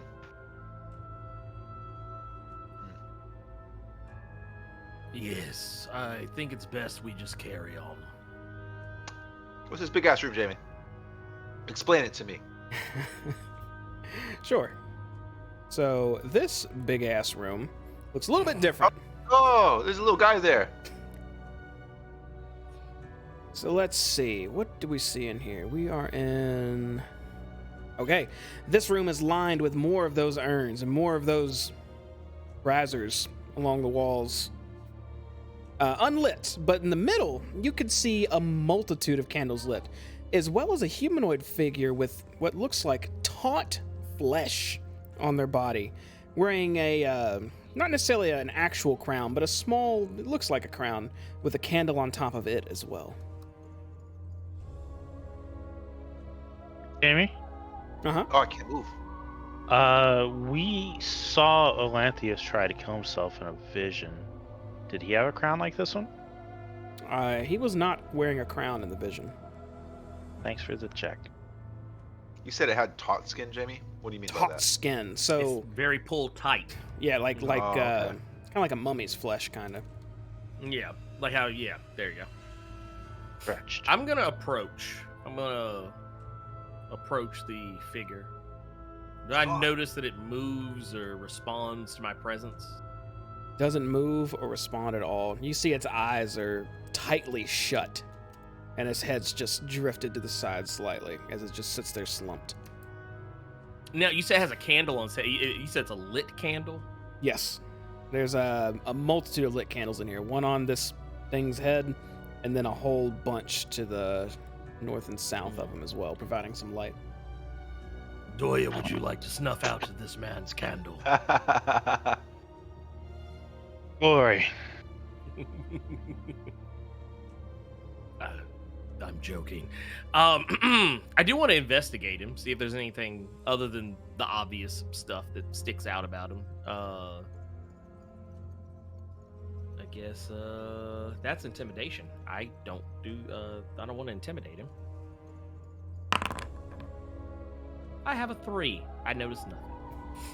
Yeah, you don't really notice much investigating this this body. Just this big, but larger than average figure just sitting in this large crafted chair. Any chance he's still alive? There's always a chance. I mean, the urns could be alive. Open one, it might be a mimic, right? You would do that to us. I'd like to check to see if he's still alive. Okay, so how you doing that? I believe that would be a medicine check. How would you realistically do that? I would like to check for a pulse. There we go. Go ahead and make a medicine check. There is absolutely no pulse being given off by this being. However, the moment you grab his wrist to check, more ghosts appear around and look over at you. What's up, guys, for glory? And after they glance at you, Doya, they look up to this figure, and then they all just look. They have a sad expression on their face. Hey, guys, who's this guy? Yeah, talks like to a the long ghost like that. face. This one in particular floats forward. Looks like a average human male, and says, "One of the few giants that rode with us. Fought honorably. Died honorably." Why has he got a candle on his head? He just looks at you. Why has he got a candle on his head?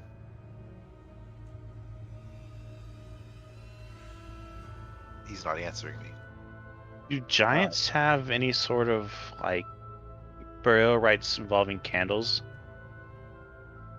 Make would Doya know about such a thing? Has Doya had any past dealings with giants and their type? Not unless they became druids. Make a history check. You try to think back on any giant lore you can think of, maybe a book you've read or maybe a story from one of your many disciples, but you can't recall anything about some burial rites involving candles.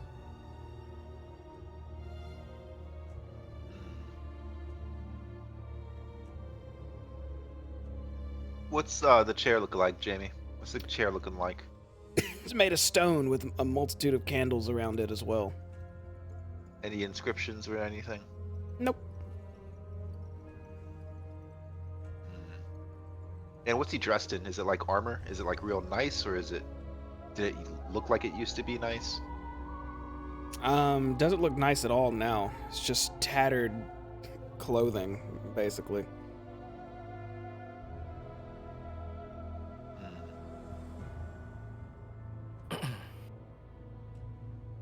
Well, do you guys want to fight a giant? I would prefer not to, and it seems like they hold some modicum of respect for this fallen brethren of theirs. I don't think it's wise that we antagonize it. Yeah, let's just let that flame on. Oh, Jamie, what's his expression look like? Really hard to tell. The skin's pulled tight, so you just see a little bit of teeth as its mouth is just kind of stretched open a bit with shut eyes. Rest peacefully.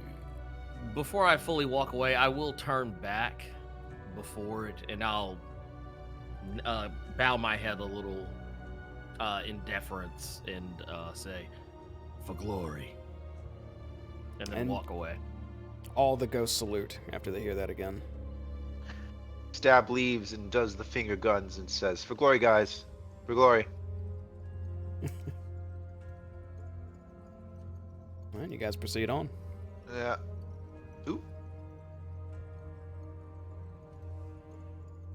Alright, Jamie, what the fuck is this room? Explain.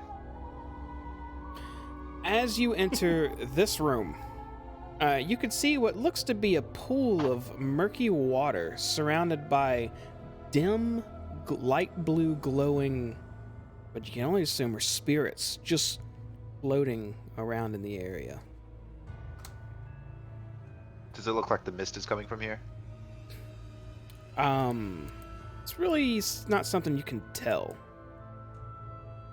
You know, it's a lot of it settling on top of this water.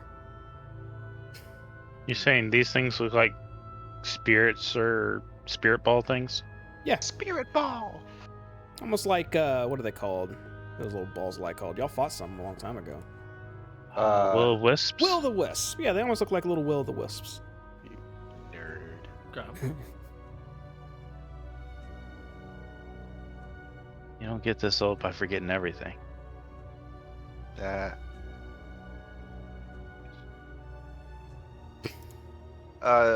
Can Stab look deeper into the pool? Is there can you see oh, go ahead? It's covered in that thick smog. You could reach through it into the water. But I can tell it's water there. Yeah, 'cause you can see it kind of rippling. The smog Alright. more so. Is there any wind or dripping sounds or anything like that? No, you don't hear anything like that. But it still feels very cold. You would expect like a breeze or something, but nope. Just extreme coldness. We might have just walked into someone's bathtub. Be careful. Well, why don't we take a dip then? It'd be pleasant in a place like this, right? No, not everywhere's infernal rapture, dude. Just gotta leave that behind. It was sarcasm, Stab. Never mind. What'd you say? Alright.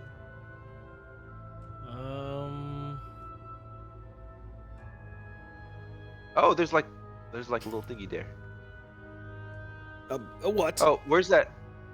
What's that corner, Jamie? Where's there a corner right there? Where's there a corner there? Do you want to go inspect it? I want to look at it and then see if I want to inspect it. It looks like a corner. It looks like it just the wall suddenly juts a little bit and comes back.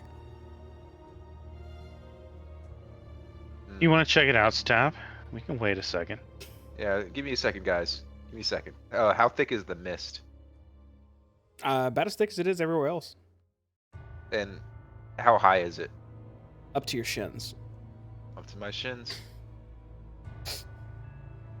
Alright. Get that fucking whip ready. I don't want people grabbing my ankles. What's along the walls, Jamie? Just looks like smoothly cut stone. Stab brushes his hand along the stones as he walks towards the corner. You wearing gloves? Stealthily. Yes. Okay.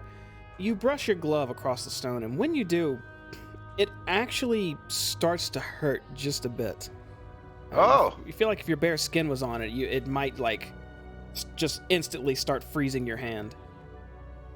Is it just cold, or can I sense, like, some sort of magic? It's extreme cold. Oh, shit. Fucking walls are freezing. Stab's just gonna continue, but not touch the wall. Okay. As you get closer, it looks like the walls just kind of corner suddenly. Go ahead and make an investigation check if you want to check it out. If you find anything over there. So you kind of look at the stones in the floor and are a bit puzzled at this spot looks a little bit different than anywhere else so far in this crypt. But you don't notice anything you can check for it. You don't see any holes in the ground, little divots in the wall, nothing. It's just an odd, sudden, acute degree switch in the architecture. Is it like colder here than it was outside the corner? It feels about the same. Oh. And the Stab wants to like hawk a loogie and see if it freezes on touch on the wall. You gonna spit on the wall? Yeah. Make sure it's like a big one so he can see if it solidifies and sticks to the wall. Okay. You upchuck a bit and spit onto the wall, and it starts to drip down, but within seconds, freeze. That's fucking cool. Hey, I don't know what's up with that corner. Fucking design flaw. You know how houses are.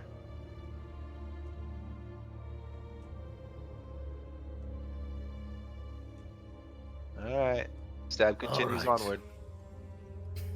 Sorry, I just had to check out that corner. It looked weird. Alright, Jane, what's this room? Sure.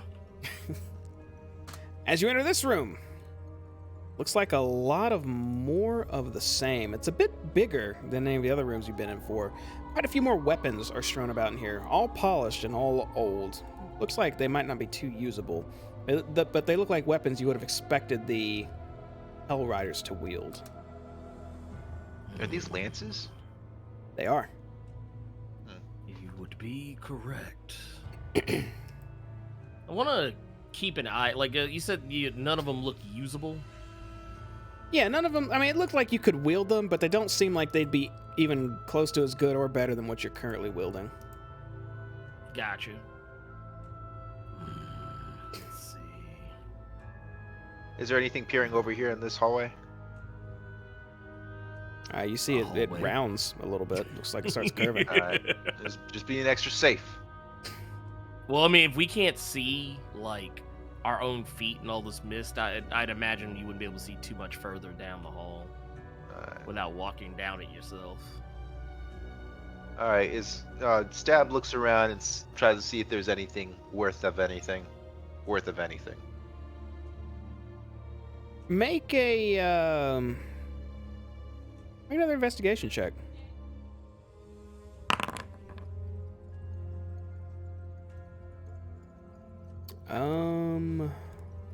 Oh yeah, what's the 4 get me? Okay. Stab doesn't notice anything different about looking around this room whatsoever. Do the Hellriders have like any sort of weaponry in their design emblems and stuff, like a sword or anything like that. Mm, Having seen some on their armor recently, I figure I might remember this.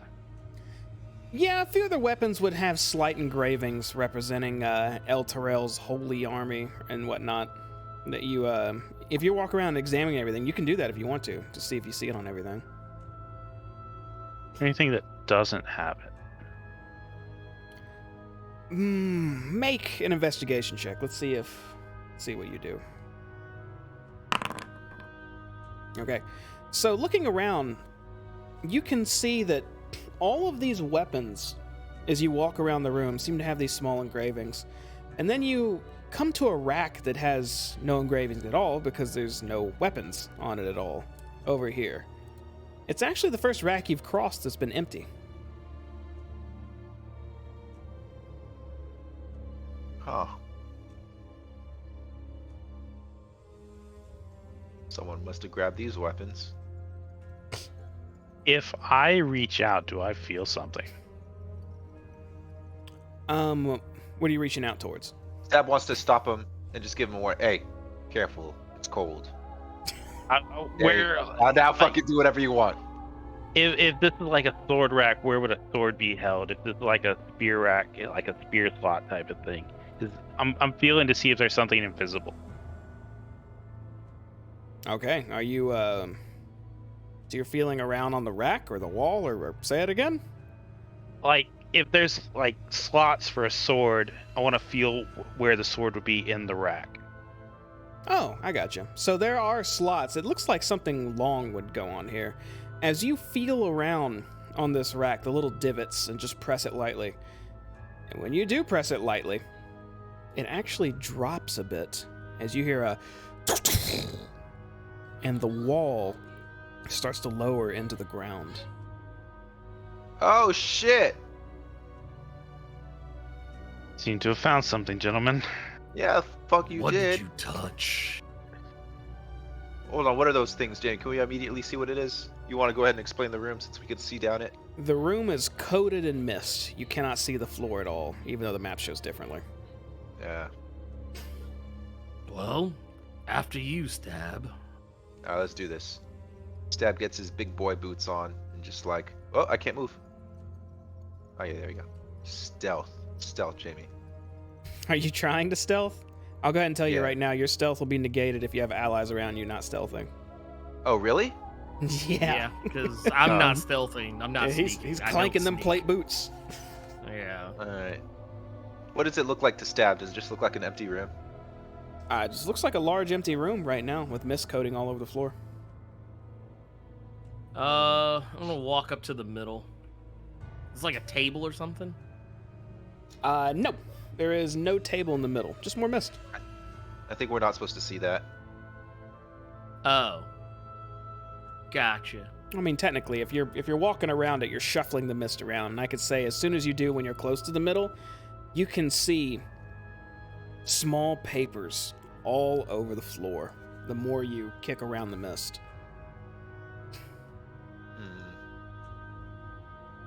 Give me a second. I think I have something for this.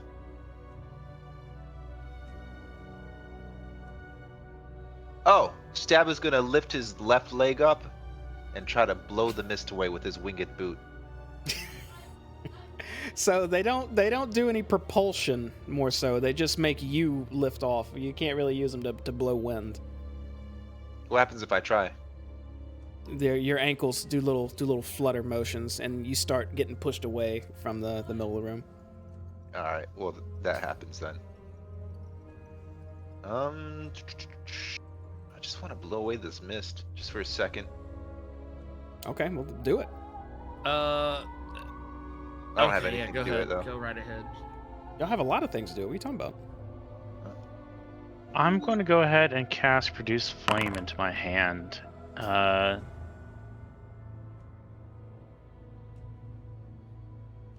It might help us see down here. What am I wearing? I assume I have like a little coat on. Yeah, whatever you're wearing, Stab, you're wearing. You got it. Stab takes his outer shirt off and just kind of like flaps it just to see if he could like flap some of the mist because he could notice that there's papers on the ground. All right. As you disturb the shin deep mist, it parts to reveal a ritual circle daubed in blood on the floor. Hundreds of slivers of parchment are arranged within it, each tiny strip bearing a name written neatly in blood.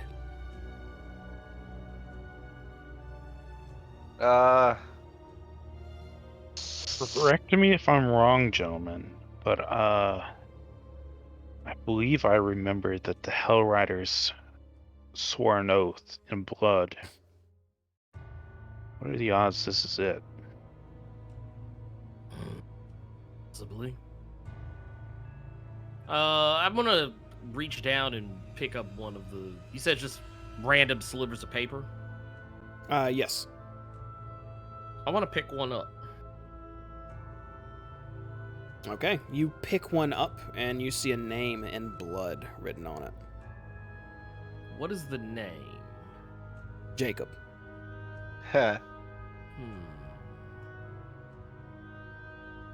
I'll just lay it back down on the ground and start looking at some of the other ones. Is there any names that we'd recognize?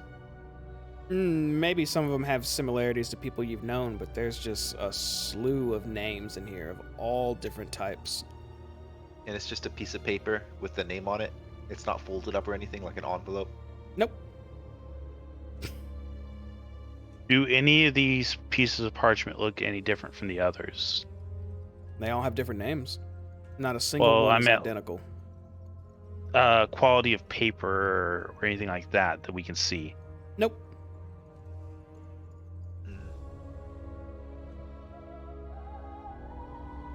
Stab Is there a- put back on. Is there a pattern to the arrangement? Nope.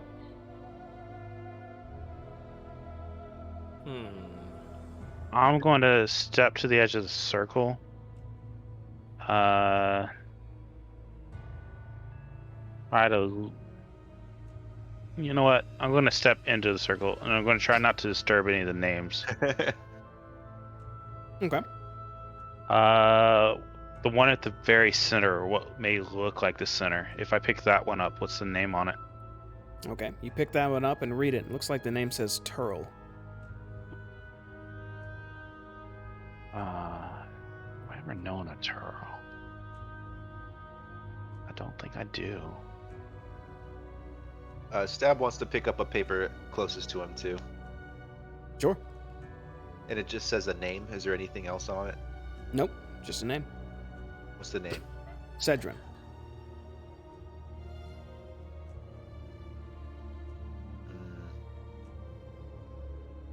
All right. So it's just on a floor, Jamie? What's it all in? Is it like a bowl or something? Like a indention in the floor? Not necessarily an indention. It's it looks like a ritual circle on the ground. No deeper on the ground than what you're standing on now. Virtual circle.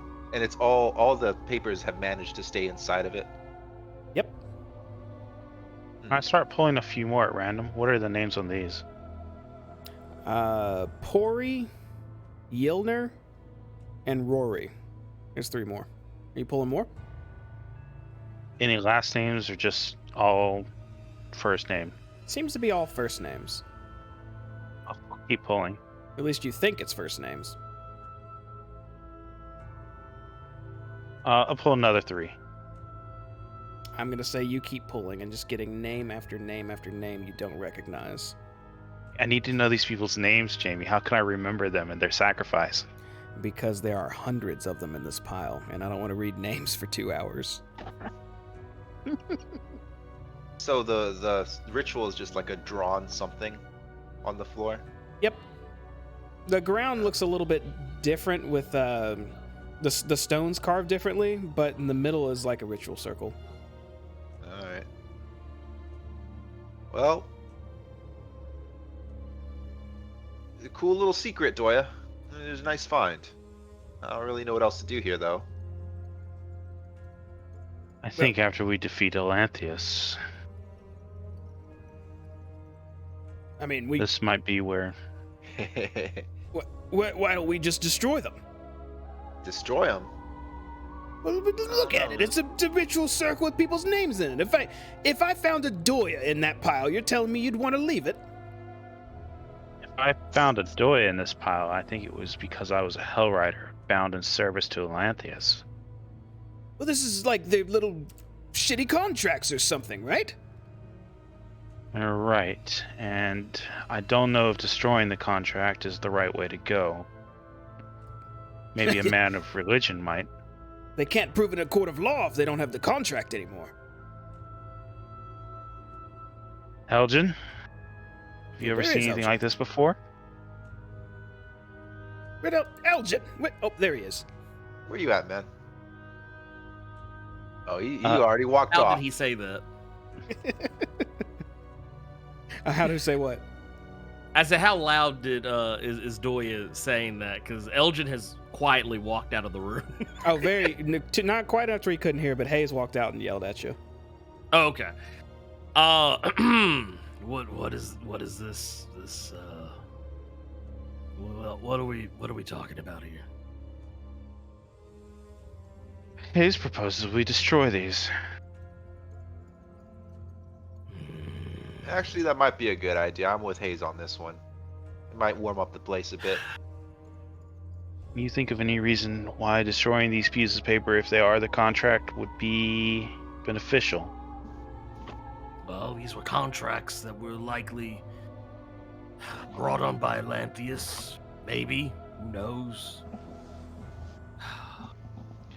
A contract in a ritual circle is never a good thing to me. It might get rid of those little creepy ghost guys on the urns. Or it could make them turn against us. I don't really know. All I know is that whatever it is we do, we should all be in agreement. I don't see the merit in preserving this, but I also can't make a case for not destroying it. I almost feel like if we faced Elanthius, we might know a little bit more. I say we face Elanthius first. First things first.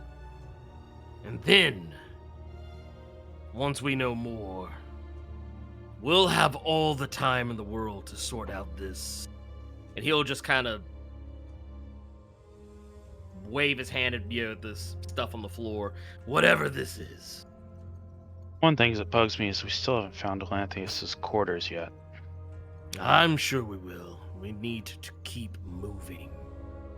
I'm gonna This follow is, Elgin's lead on this. Let's burn it later. Yes, this is a distraction. I'm cold, no. Well, you'll be less cold if we keep moving.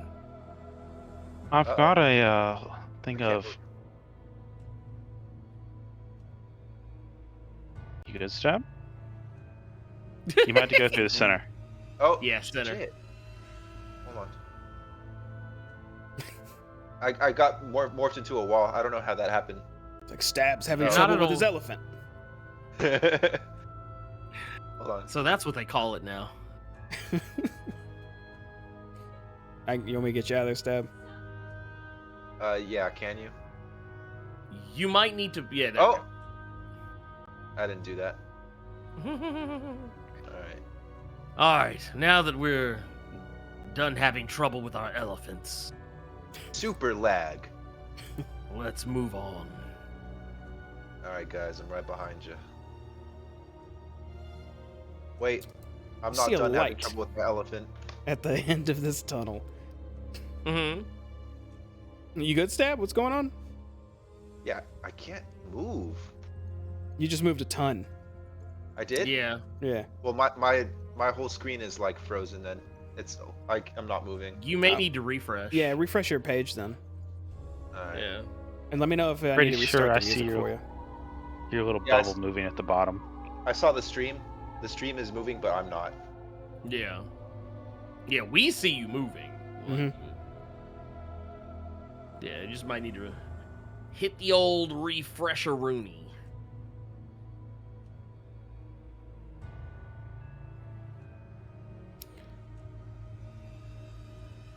might take you a moment to load in Stab, but in the meantime, Yeah. I'm gonna dictate what y'all see at the end of this hallway. Just imagine I'm Alright. following everyone. Okay. Yeah, go. Yeah, go ahead. So, you see on a wall all the way at the end of this hallway. Actually, you wouldn't be able to see that until you get a little bit closer. Looks like some dimly glowing cauldron or something at the end of this hallway, though, with another light source somewhere deeper in.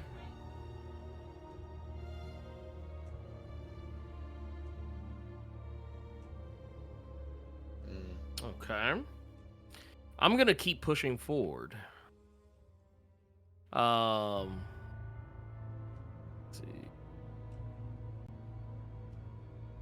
Ooh. So the first thing, this ahead of me, well, straight ahead of me, is probably what's gonna catch my eye first.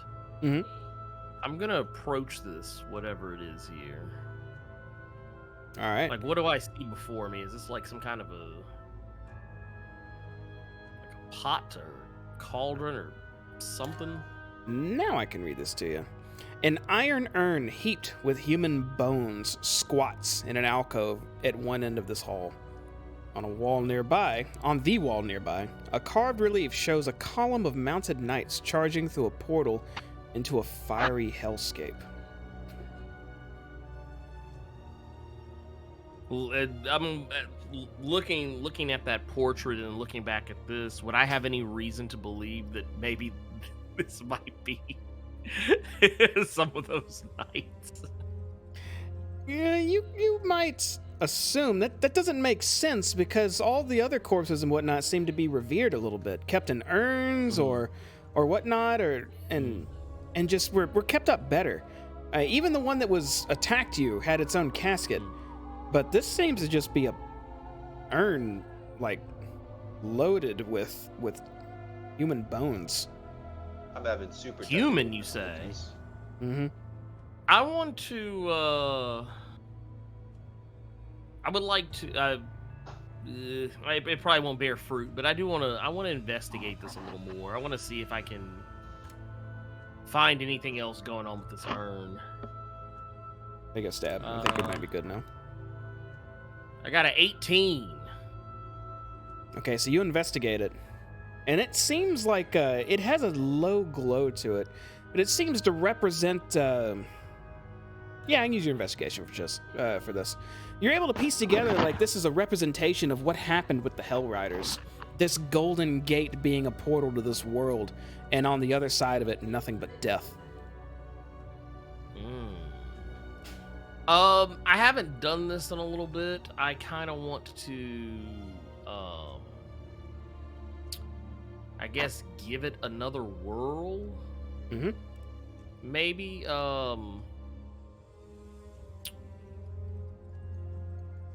let me use. I want to use my divine senses again, and see if I sense any kind of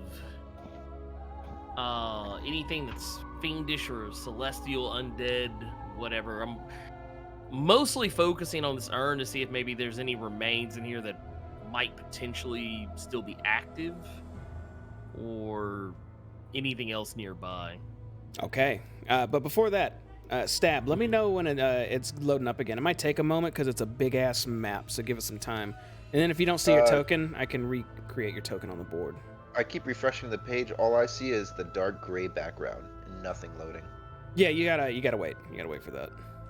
Okay, there's no progress bar. That's good. Yeah, that's fine. There normally won't be for I'm that. about to say, I see you. You're moving around. Oh, I'm moving. Really? I'm moving right now. Oh, never mind. Oh. That's Yeah, just Bye. make me follow. Make me follow, Jamie. Let's see if that'll load you up. all right. So Elgin, you ping for Yes. some Oh, celestials and undead and all sorts of stuff, and the first thing that pings is undead, absolutely undead. It is pinging its ass off right in front of you. Beyond that, you do sense some more undead up here, and a celestial back here. Okay. I'm gonna call for Doya to come towards this giant urn. Out of character, do I need to come touch something? No, you don't need to touch it. But I do want some wise counsel.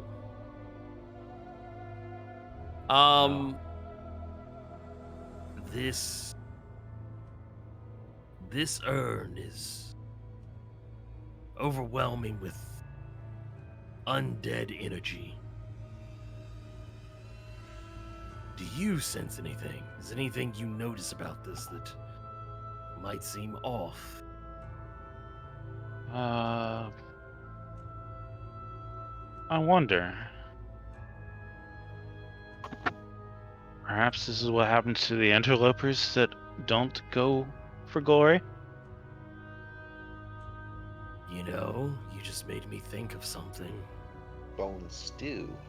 I'm gonna say Hey. the words before the urn and see if I get a response. Okay. And I'll just simply say, "For glory," and see if that provokes any response from the urn. All right. You say, sorry, I was watching Stab no clip through the map and wig out for a second. Up, guys. You say for It's like, glory. hey, I've been here this whole time. Yep. Oh shit, guys! There's like a fucking bowl of skeletons right there. There's no change whatsoever after uttering those words. Okay. I want to take a gauntleted hand and place it on the urn and see what happens. I want to try to stop him real fast. I will allow you to stop me. Sure. I Stop. don't think these have honor.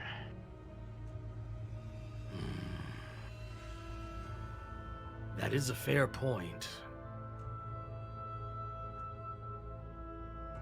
I Did they already wonder, check? though. Go ahead. Oh no. No. All I was gonna say is that I almost want to try something, but You I'm not gonna. You said you sensed undead? Yes. Uh-oh. Well, what's up? Ooh. Oh, Uh-oh. Something just went down. is there any Something inscription on the urn? Did you guys already ask for that? I mean, I investigated it. I'm under the assumption I saw everything I would need to see about it, but you are more than welcome to look. All right, his Nah, investigation would have covered that. He didn't. There wasn't anything Okay. like that on it. Is it smelly? I mean, we're in a crypt, so everything probably smells. Is it smelly. extra smelly? It's just well, you know what? It is a bunch of bodies combined. Yes, it is going to be extra smelly, extra bones and gross. You said it was like bubbling, or is it No. not? No, not bubbling. So there's no heat from it? No. Alright. Well, Probably not best to disturb it. you know, I'm wondering about that. I wonder something like that would be the perfect place to hide a sword. But at the same time, it's the perfect place to store an army of undead. Are you saying what I think you're saying, Doyle?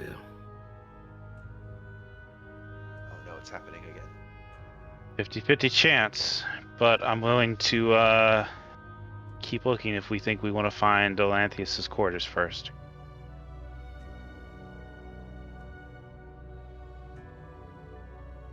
I feel like we would be in this crypt forever looking for the old fool. At this point,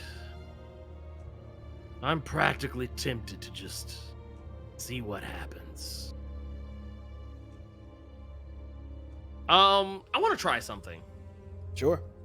My holy symbol, my amulet of the devout. I'm gonna pull it out of my armor and just kind of hold it in my hands, and walk up closely to the urn. Mm-hmm. And let's see.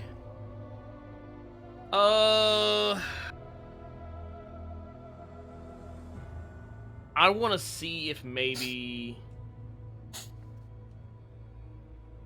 I can say something that might trigger a response from it. Sure.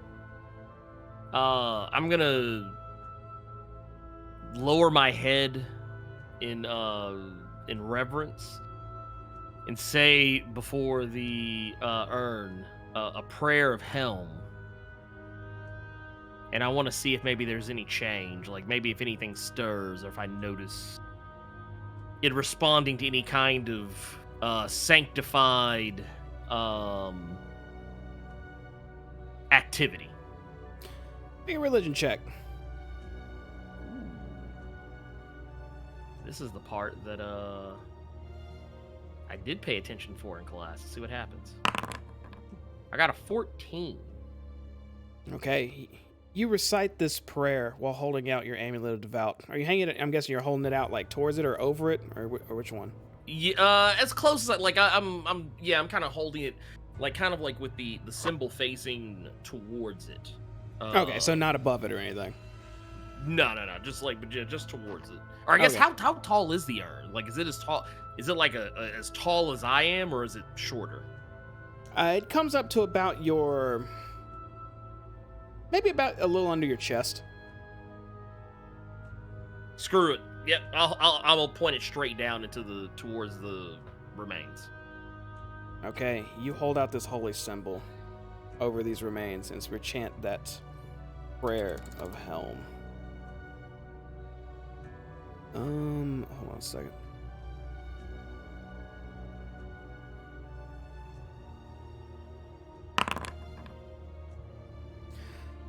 Okay, you start chanting this prayer, and as you're chanting it, an arm shoots up and grabs you by your wrist.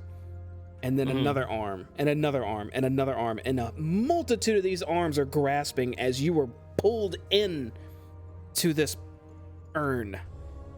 And you suddenly see a multitude of heads popping up around you.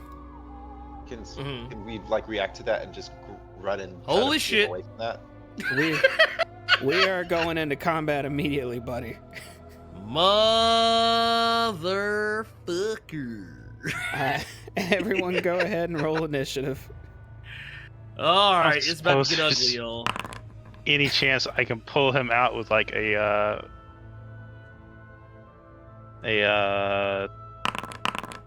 Oh shit. I have Thorn some whip. weakness. Hey, I'm back. I would say not in this case, since he was physically pulled in. If he was falling, maybe, but no, not in this case. Yeah, I think this is I have a plan. I have a plan, Doya. I have a plan. Oh shit! This is like a crap ton of mummies. Mummy. Oh yeah. Mummy. Maybe Hayes will go first. I'll go second. Okay. So, combat. here's the last hurrah of Elgin. Yeah, it's it ain't gonna be pretty. It's not gonna be pretty, but we're gonna try and make it happen. We're gonna try and make it work. Mummy 1 is going to try to hit you with their rotting fist and get a lot of pluses right now since you were pulled in this pot. He's going to get +2 for the immediate mummies around you and advantage since you are just in a slew of crap right now. Ew.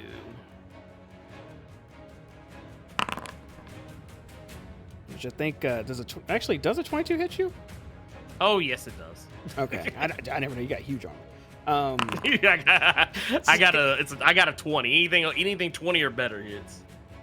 You are going to get punched by this necrotic fist for 17 total damage. A little bit being bludgeoning. 6 being bludgeoning and 8 being. Am I reading this right? Oh, and then the +3. 8 being necrotic and the rest bludgeoning. I don't know how that does the fucking math. I need you to make That's a total of 17. Yes. Okay. I need you to make a Constitution savings throw. With a fairly low DC to beat. You shouldn't have an issue here. Yeah, you're good. You felt cool. you felt that punch had some magical energy behind it, trying to attack your body. but you were able to resist it. I'm assuming it was some kind of disease. Yeah, something like that. However, it is gonna follow up because this mummy has multi-attack, as do all of them. As it gazes at you, I need you to make another saving throw. This time, wisdom. Oh God. 30. Wow, you are aces. You feel nothing from this gaze. But that's the end of its turn. Next up will bring us to Hayes, who... I really wish Hayes wouldn't have gone first out of all of y'all. Oh shit. He's going to... Shit, what would Hayes do? Hayes on would the know what to lightning. do. Yeah, he probably would. if he can, why he can see what y'all can see what's in there. 'Cause it's only like so tall. Yeah, you can hear tons of hisses and growls now, and Saul Elgin got ripped in, so that y'all know what's up. Y'all know what's going on. You have him hold his action. I'll have him. You know what? I'm gonna have him use a free action to yell out a question. And Elgin, you can use, since you use a reaction, you can use a reaction to answer it. As he's going to shout, Elgin, can you take a bit of pain? Yes. Okay. And he runs up, charging his right hand up as electrical energy starts cackling out of it. As he is going to cast Lightning Bolt. Ooh. Where's he gonna cast it? How do I move this thing around? This looks weird. Let's see. He is actually gonna cast it. It's gonna go right across there as he runs up. Let's move him over here. He runs up and charges this lightning bolt as he grabs onto the pot, leans over, and just shoves this bolt right across, hitting 6 targets, you included, Elgin. I need you and all the mummies to make savings throw. I forget which one it is, though. No, but everybody's doing it with disadvantage because you're all in a pot, not really able to move around. I'm pretty sure it's Dex. Right. Let me verify. Where's the damn lightning bolt? There it is. Yes, dexterity savings throw. Disadvantage on everybody. All right. That is with my +5, that'll be like a 14. Okay, that is gonna fail against this. I think all the mummies are probably gonna auto fail too. I'm about to say they should have low dexterity. Yeah, it's super low, and they've got disadvantage. Yeah, they're all gonna fail. As all of you are going to take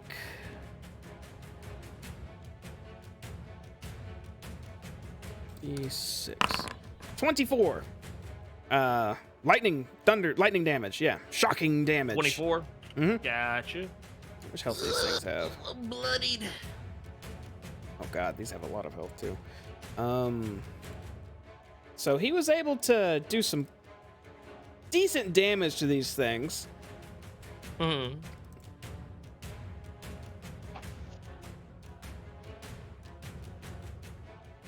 And I didn't mean to move him that close either. Hayes wouldn't have moved that close to provoke opportunity, so that's where he would have been. He also got that little wind step thing that he always uses to get away. Oh yeah, that's right. Oh yeah. Well, in this case, I don't. He wouldn't need to use it because he wouldn't have had to get that close anyhow. As he fires off this lightning bolt and it backs out like immediately after, and says, "Well, that's a lot of them. There's like 10, 12 in there. Elgin, get out of there, please." He's gonna end his turn. Elgin, a few mummies are gonna go, and 2 more are gonna swing at you, and then the others are going to start crawling out. Okie doke. They're gonna get advantage on their fists as well, since we're all just hanging out here in this pot. That one's gonna miss, and one's gonna hit for 18 damage total. 18, all right. And then both of them will try to stare you down with their eyeballs, their mummy eyes. Go ahead and make 2 wisdom savings throws. The low DC to beat. Oh, quick question. Huh? Since it's against being frightened, I'm immune to being frightened. Correct. Okay, cool. Do I still need to do it? Yeah, there's an effect that if you fail by 5 or more, you're paralyzed. Oh, gotcha. Okay. So I need to make 2 of them for, let's see, wisdom. Gotcha. You would need to roll a 1 or a 2 essentially to meet that Yeah. effect. But you're good. You're good to go. That was that mummy. That mummy. That leaves 2 more. These other 2 Mummy. crawl out of their urn and move in on Haze. And both wind up their rotting fists. They'll both get a +1 to this. Oh, Haze, I'm sorry. I didn't do you right. One fist will smack Haze for 18 damage. Oh, he can take it. He had that feast. He is feeling good. As the hero's feast is going to protect him for most of this. Mm-hmm. And that would put him at, here we go. And then they're both going to try to stare him down as well with their dreadful gaze. He's going to need to make 2 wisdom savings throws. And that's a... What was the DC to Oh, be? yeah, he's not close enough. The DC is 11. So he failed. Yep. So just the first one needs to go off as they both stare him, and he's looking at them both in the eyes, and he just... and then he falls over, stiff as a board, laying on the ground. Just with his teeth grit. He can't even move his lips. No! That'll bring us to Stab. Stab runs over. Oh, wait. Can Stab and Lulu travel together? Lulu is after you, so if you want to move her at the same time, that's fine. Alright. Stab and Lulu go together, just like this. And we're just going to swipe at this guy right here. Okay. I'm going to go for the neck. Now you'll need to move Lulu closer if you want your sneak attack. You have an ally near, but he's incapacitated essentially, being paralyzed. Oh. You can move Lulu, There we go. but that works too. Sure. Alright. Hey, So... no cutting. Boom! Is that hit? That is a hit. Yeah, he's got low AC. Sneak attack. Oh, That was sorry, not- that was the wrong one. That was the wrong one. Something else completely. Sorry. This is the one. There we go. 8 Jesus, Sneak attack. Wow, that's 35 damage. If I'm reading that correctly. Yeah. You run up and just cut the ever living crap out of this one. It's looking Oh super. no, wait. Hmm? Are you doing 8 plus 24? Because that's not 35. That'd be 32. Yeah. Did I do it wrong? Yeah, it's supposed to be 24 plus 8. 24. Oh, I was looking at your lucky. I'm sorry. I was using your lucky number. You're the 11 there. Okay, thank you. Does 32 still slash? It does. And I think y'all should see the health on these. So here you go. This one's looking way hurt. Oh, is it still alive? It is still alive. Shit. Alright, well, I shouldn't have done that. Should just let you think 35. Alright, Stab goes for the bonus. Okay, that second one will also hit for 6 piercing damage. Does it also get sneak attack? What Cool. kind of rapier was that? That was a normal one. When the other rapier is silver? The first one was silver. The second one is normal. Okay, I wasn't paying. I should have paid attention to its resistances. But when you slash with its silver, technically, that's the same as slashing with a regular rapier on this. So moving on, just know it's not as effective. Just like your offhand slash was not as effective. Oh, so it was halved in damage? Yes, but I'm gonna keep it as is. Because I don't want to go back and fix it. So that All right. is how much would you have done? 6 damage. Okay, so you would do 3 in this case. Was sneak attack only to 1? Yes. Unless, can you do sneak attack twice in a round now? You're level 10. I think you can, can't you? I don't know. Should be in your features. Give me a second. Features Hold will on. tell you. I just linked it. It says once per turn. Oh. No. Oh, there you go. Yeah, just once per turn then. Alright. Does 6 kill it, Jamie? No. is still hanging on with a few threads. Alrighty. Lulu is gonna go now, and she wants to just go with the tusks. Go with the tusk, Lulu. Okay, make it happen. Wait 1 second.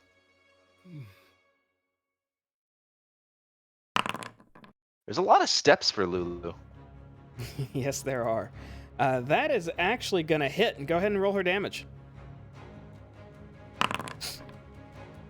Okay, that is going to be enough as Lulu skewers into this mummy as it just wobbles, just hanging off of her tusk as she pulls out of it, and it collapses to the ground, no longer moving. Nice one, Lulu. All right, Lulu ends her turn next to me. All right. Which one? This guy. Where's this guy right here? Okay, that's the end of your turn? Yep. All right, that'll bring us to Elgin. Quick question. The ability to attack twice in one action. Because I know you mentioned something with stab. Would that keep me from being able to use a bonus action? If you attack twice, I think if it says when you use the attack action, you may attack again. That's not a bonus action. That's just 2 attacks. Okay, cool. I just want to make sure. Just want to make sure before I do what I do. Mhm. Okay. So then what I'm going to do is with the Heaven's Fall mace, I am going to strike this mummy right here. And let's see what happens. I got a 12. That'll hit. That'll hit. All right. It's undead, so it's going to take the full 13. All right. That puts it at. All right. You're able to just, while these are grasping onto you, you get your mace arm free and just kind of bash this one in the chest. It seems to burn it a bit as soon as you connect it with Heaven's Fall. Alright, and then I'm gonna take a second swing. I presume that one will hit. Yes. And then that will take, that same will take another 9 damage. Okay. And after I complete that attack, I am also gonna cast Misty Step. Oh, yeah, there we go. Good idea. And then Yay! get right over here. So you turn into this gaseous form and appear back over in this area. Out of immediate danger. No longer surrounded by mummies. Whew. And then, let's see. I don't think. Let's see. That was my. How far did I go? Yeah, I got the full 30 feet. Okay. Yeah. That is my turn. Okay. In that case, Doya. I have a rules question because I want to make sure I'm not breaking anything. If I want to cast a spell that's a bonus action, can I cast multiple spells, or does it have to be certain things? How's that work? So a spell can only be cast as a bonus action if it reads that it costs 1 BA to use or 1 bonus action. Mhm. Some spells take I have a full few of actions. Yeah. So you could cast a spell that is an action, and then another spell that is a bonus action. And I believe there is a rule that it has to be a certain spell slot or less, but I haven't really been worrying about that until y'all find some crazy ass combo, and then I'll stomp it in the dirt. But for now, go ahead and action a bonus action. Okay. Then we will start off with. Actually, Elgin's probably fine. We won't worry about Elgin. We'll just do 1 spell. We're going to cast Lesser Restoration on Hayes, who's standing next to me, since he seems to have frozen in place. Lesser Restoration. You touch a creature and you can end either 1 disease or 1 condition afflicting it. Condition can be blinded, deafened, paralyzed, or poisoned. And it is a touch spell. So you lean down and tap Hayes, and his paralysis is released as he. Oh, my face! It was stuck, and I. Oh, thank you, Doya. Try to keep up, young man, and I'm going to push over to here, and is there enough space for a large creature there? Where? Where I'm standing and below. I'd say you could scoot around if you wanted to go down. Yeah, you'll be up against the wall. All right, I'm going to go ahead and transform using Wild Shape.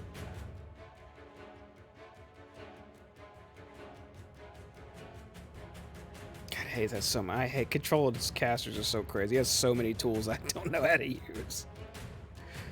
Meta Magic Twin Sorcery Point. Go.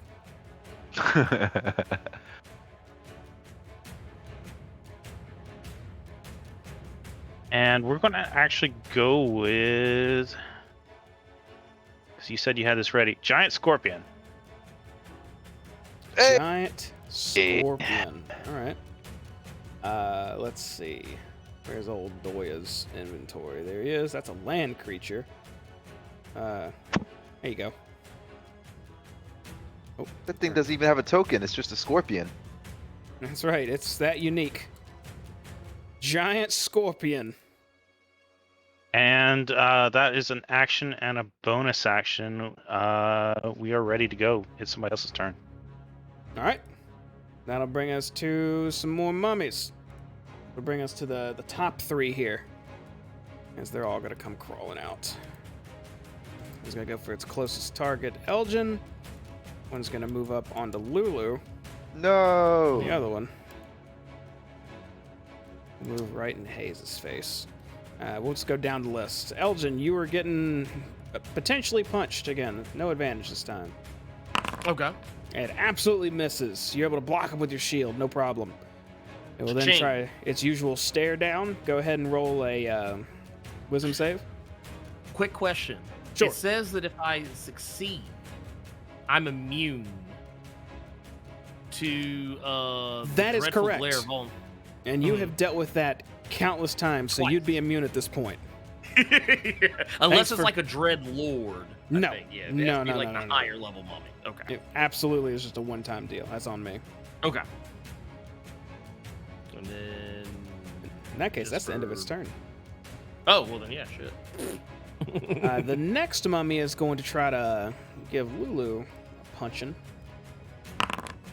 He will also miss. Lulu's a little too quick. Yay. And then it'll try to stare her down, which she makes a wisdom savings throw.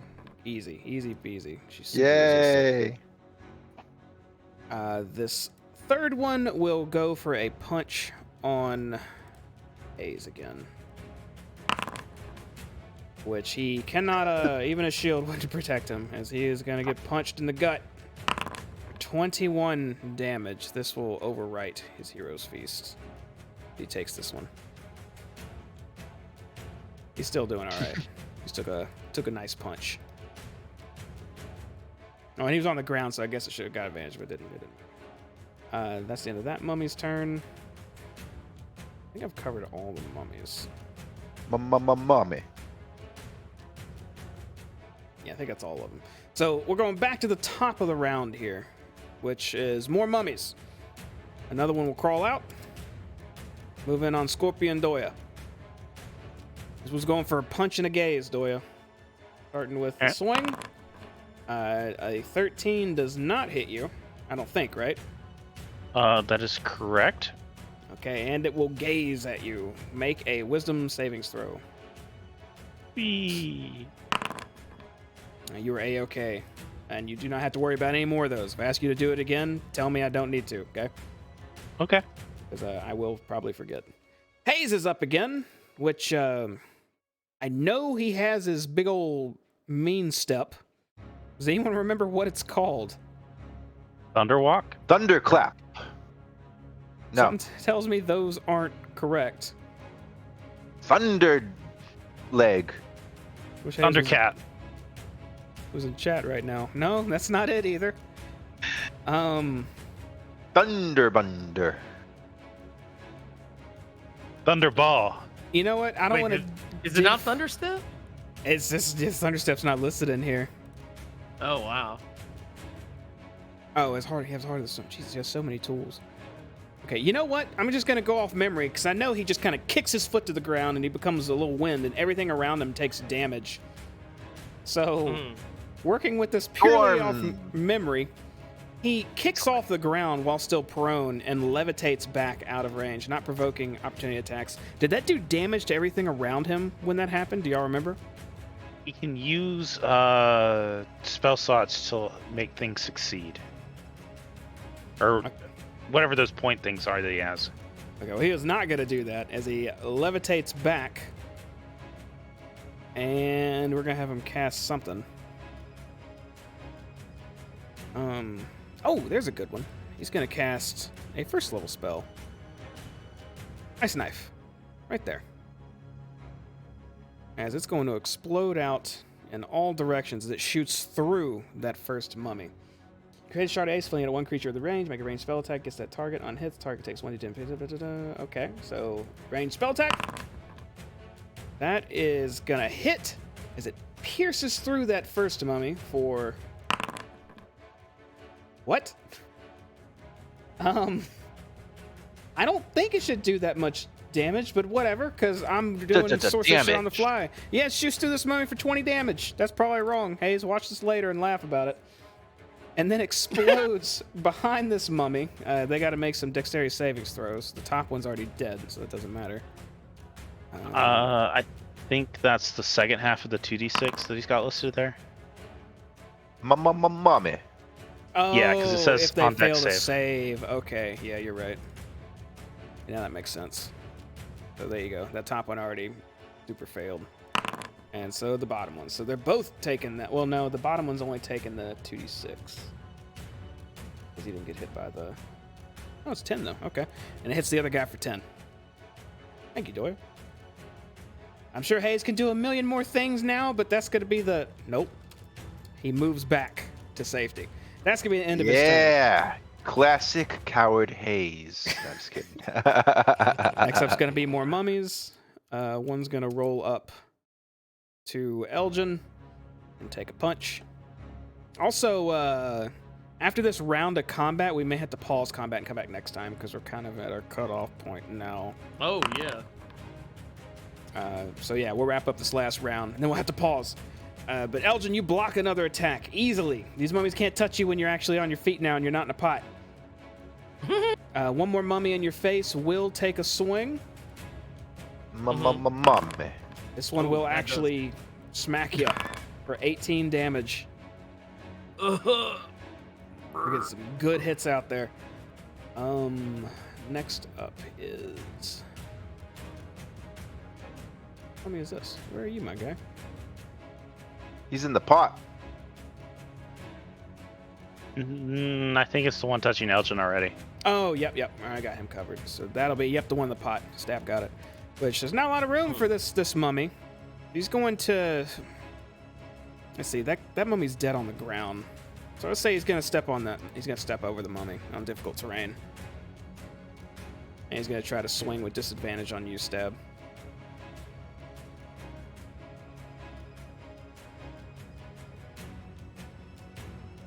There it is. Which will not hit. Is seeing him off balance, you can easily dodge. Yeah. And another mummy's up. It's another one next to you, Stab. This one's swinging normal. It's the one right under you. Miss. Wow, that does miss, doesn't it? Yes. Rogue ace. Jesus. Have you had to make a savings throw yet versus a gaze? Lulu has. Okay, in that case, I need you to make a wisdom savings throw. Wisdom? Wisdom. DC is 11. Easy peasy. You resist it, and you are immune to it now. Stab, spot dodges, and goes, bitch. And we'll follow up now. It's your turn. All right. My boy's wicked smart. I'm going to go for this guy, though. All right. Okay, yeah, go for First one, silver. Boom. it. Is that a crit? Oh, that's a crit. It is. Okay. So all of your damage that you roll, And then I whatever get damage you sneak roll will be attack. doubled. I think that's how it works. So yeah, Oh. go and roll your sneak attack, and that'll be doubled, and then I'll double your basic attack too. So far you've hit it for 20. Wait, no, it added in already in my face. I see it. You've hit it for 16 so far. Thank you, Foundry. All right, go ahead.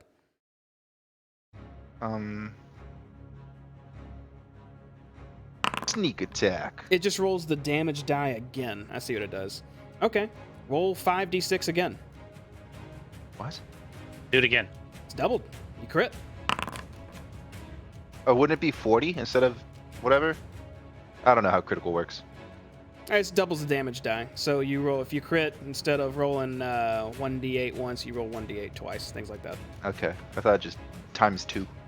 Nah, I thought that too until I looked at Foundry. So 36, 46, 52 damage. 52 total. So you stab into this thing for 52 damage. But it looks like the weapon you use wasn't as effective as you thought it would be. Oh, you bitch. So it is halved. That's 26 damage then. Yep. All right. Lulu. Oh wait. Oh, I still have another hand. That's right. That was You just do. my first attack. Yeah. All right. Stab goes for the normal rapier. That's a little covered in shit. Boom! Necrotic damage. Yeah, he's just piercing damage still, but you do hit again for 6 or 3 in this case. 3. And remember, you do have spells to help overcome this type of thing too, I think. Oh yeah. Although just keep in mind these are undead, so if it's dark magic that helps you, it might not be as effective. Yeah, but I think they have resistance to like necrotic and stuff like that, don't they? Or they might just be outright immune to it. Most undead typically do, some don't, but it's a gamble to try it. Yeah. Is that the end of your turn, Stab?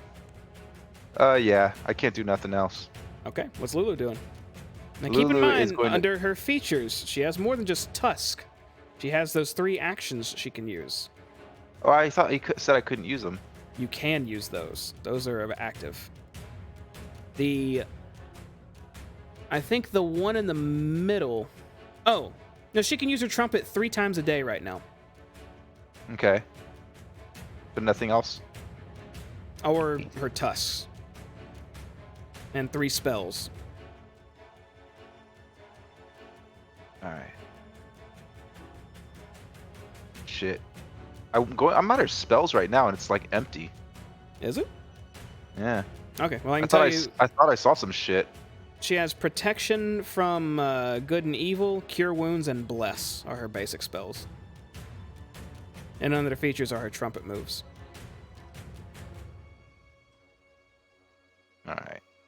I'm gonna have to read it honestly. I don't really know what she can do. That's fine. So you can do a tusk attack for now if you want. Or I can take control of Lulu. Lulu, do what you think is right. Go! Okay! While I read your... She turns to these, she'll move up one next to you, Elgin, almost bump into you. As when she moves up, she turns and goes, and then blows her trumpet, and it is an echoing, just deep sound as it just echoes throughout the entire area. She uses her trumpet of sparkles. Radiant and holy lights shoot out across these mummies. 3 of them are going to have to make Constitution savings throws. And since these are evil, they have disadvantage.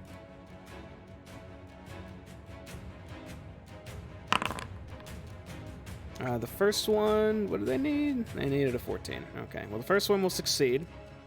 The second one will fail. And the third one will fail. So in total, that's 4d8 plus 4. 28 damage to the middle one and the one right under Lulu. And then half as much as the above one.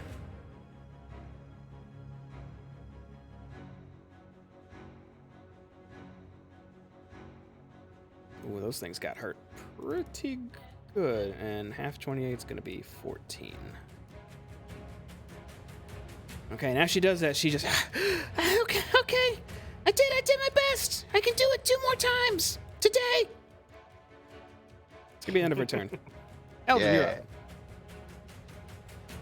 up. Let's see here. I am going to lay on hands for myself. And let's see. I'm just gonna pour all 50. Oh, all right. Into myself. Because why save it when I'm about to die? True. And then what I plan to do afterwards, I don't know if I'll be able to. I should be able to pull this off, I'd imagine. Oh God, where did it go? Where did it go? Where did it go? Here it is. Here it is. Here it is. Found it. There you. Dead one out of the way. There's a laddie. I want to cast as a bonus action. Spirit Shroud. Spirit Shroud. All right, let's see it. And the type will be Radiant. Ooh. So there, I don't know why it rolled, but yeah, there you go. But yeah, he's gonna put his hands together like he's doing like he's about to do a Wait. village jutsu. What are your choices for that spirit shroud? It was cold, necrotic, and radiant. Okay, cool. Go ahead. Yeah. But I chose radiant. Yeah. But yeah, basically, I'll call forth spirits of the dead, and they'll basically surround me, and basically they'll buff any attack that I make going forward. That's cool. The idea. Okay. Up to a point.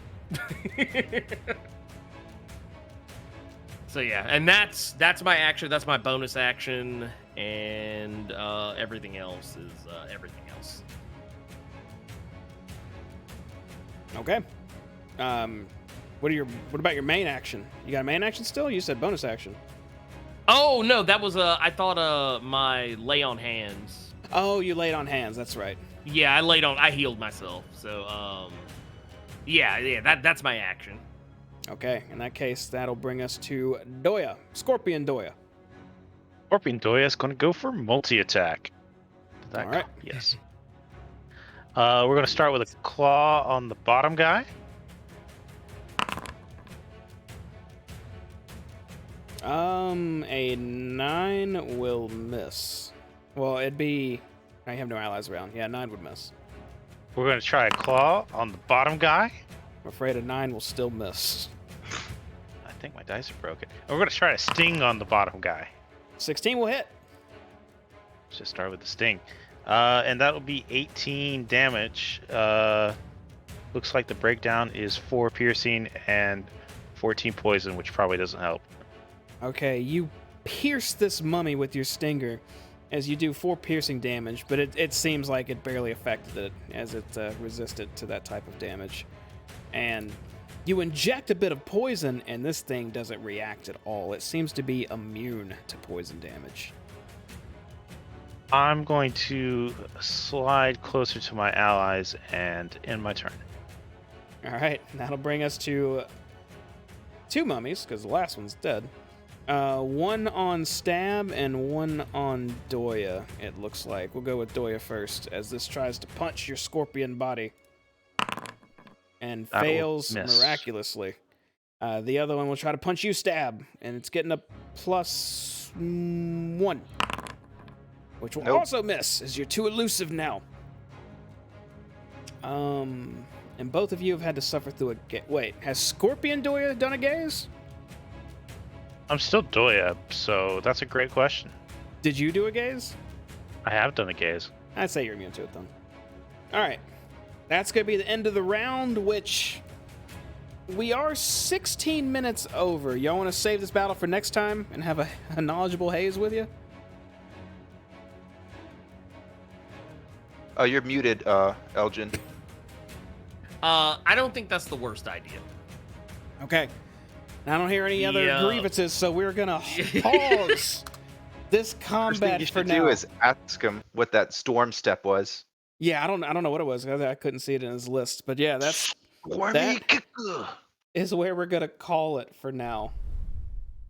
Watch it be like something like Thunder Dance or like Lightning Dance or some shit like I that. swear it's Thunderstep. I thought it I was swear it's Thunderstep. That's what I too. thought it was. Yeah. I could have sworn I heard him say Thunderstep, but Yeah. once again I could be wrong. I don't know. Um, I did a make believe in my mind whatever it was move for him. He did it.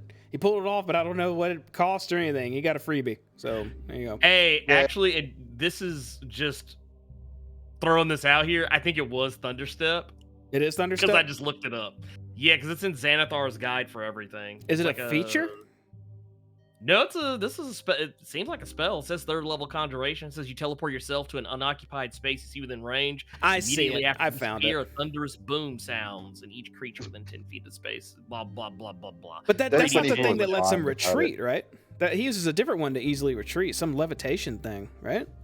Oh, that might be something else. But yeah, I could have sworn I thought he was using Thunderstep because he usually That one's like damage- storm. Like the wind that blows him up. It's like storm something. Tempestuous Oh. magic. 10 feet without a provoking opportunity attack. That's the one. Oh, there you go. Okay, look at He him with gets all that- his little ways out. He gets that whenever he casts a 1st level spell or higher. Is that tempestuous magic you said? Yep, that's it. Yeah, Tempestuous tempestuous magic. Yep. God, what a weird name. And it's a purple icon. I had no idea. Well, now we know. We figured it out. Now the real question is, does he know what it is? There you go. True. Yeah. Yeah. Tell him, can he spell tempestuous? So y'all made it to the crypt. You made it inside. You talked to some ghosts who turns out weren't aggro. You talked to a ghost who was aggro. And then you got pulled into a pot of mummies. So some stuff happened tonight. Yay. I'd stop Level you, up. Elgin.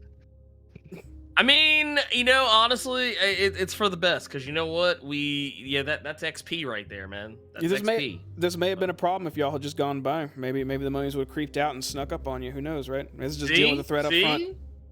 See? But we're gonna get out of here. I kept us a little over. I'm sorry about that, but combat gonna combat. We'll come back to it next time. Finish off some mummies, or maybe one of y'all get finished off. I'm not sure. We'll find out. Everyone out there, thank you for watching. I appreciate it. This has been another Descent into Avernus episode, number 46, I think. We have all these uploaded on our YouTube channel, which are now displayed on the front page, thanks to advice from Mr. Elgin here. Took care of that Yay. immediately because it looks way better now. So check it out. That's youtube.com/ just search Cloak and Stagger. I don't have a real URL yet. Please subscribe so I can fix that. I need like 15 more or something. It would be awesome. So I can just say, hey, here's our URL. We also do this on Twitch, which is where you might be watching it right now. That's also Cloak and Stagger Live. We do it every Monday night at 7 p.m. to 10 p.m. Central. And then we have our Wild Beyond the Witchlight campaign with a different crew, 8:30 p.m. to 11 p.m. Central Time. Mostly. And give or take, a little earlier, a little later. That's starting time. And last thing I need to make sure to mention, I'm building a studio right now, one of my back rooms. We're using a lot of the funding we got from this channel for it, and then out of our own pockets for the rest of it. But we're in the works with that. We're hopefully going to do more in-person campaigns in the future, which Mr. Hayes will be leading. Probably be a bit still. Probably be a little bit after New Year's we do something like that. But keep an eye out for it. A lot of D&D stuff. And that is all I have. Subscribe, like, please, YouTube, Twitch, so on and so on. Thank you for watching. We'll see you next time. Have a good one. Peace. Firehouse.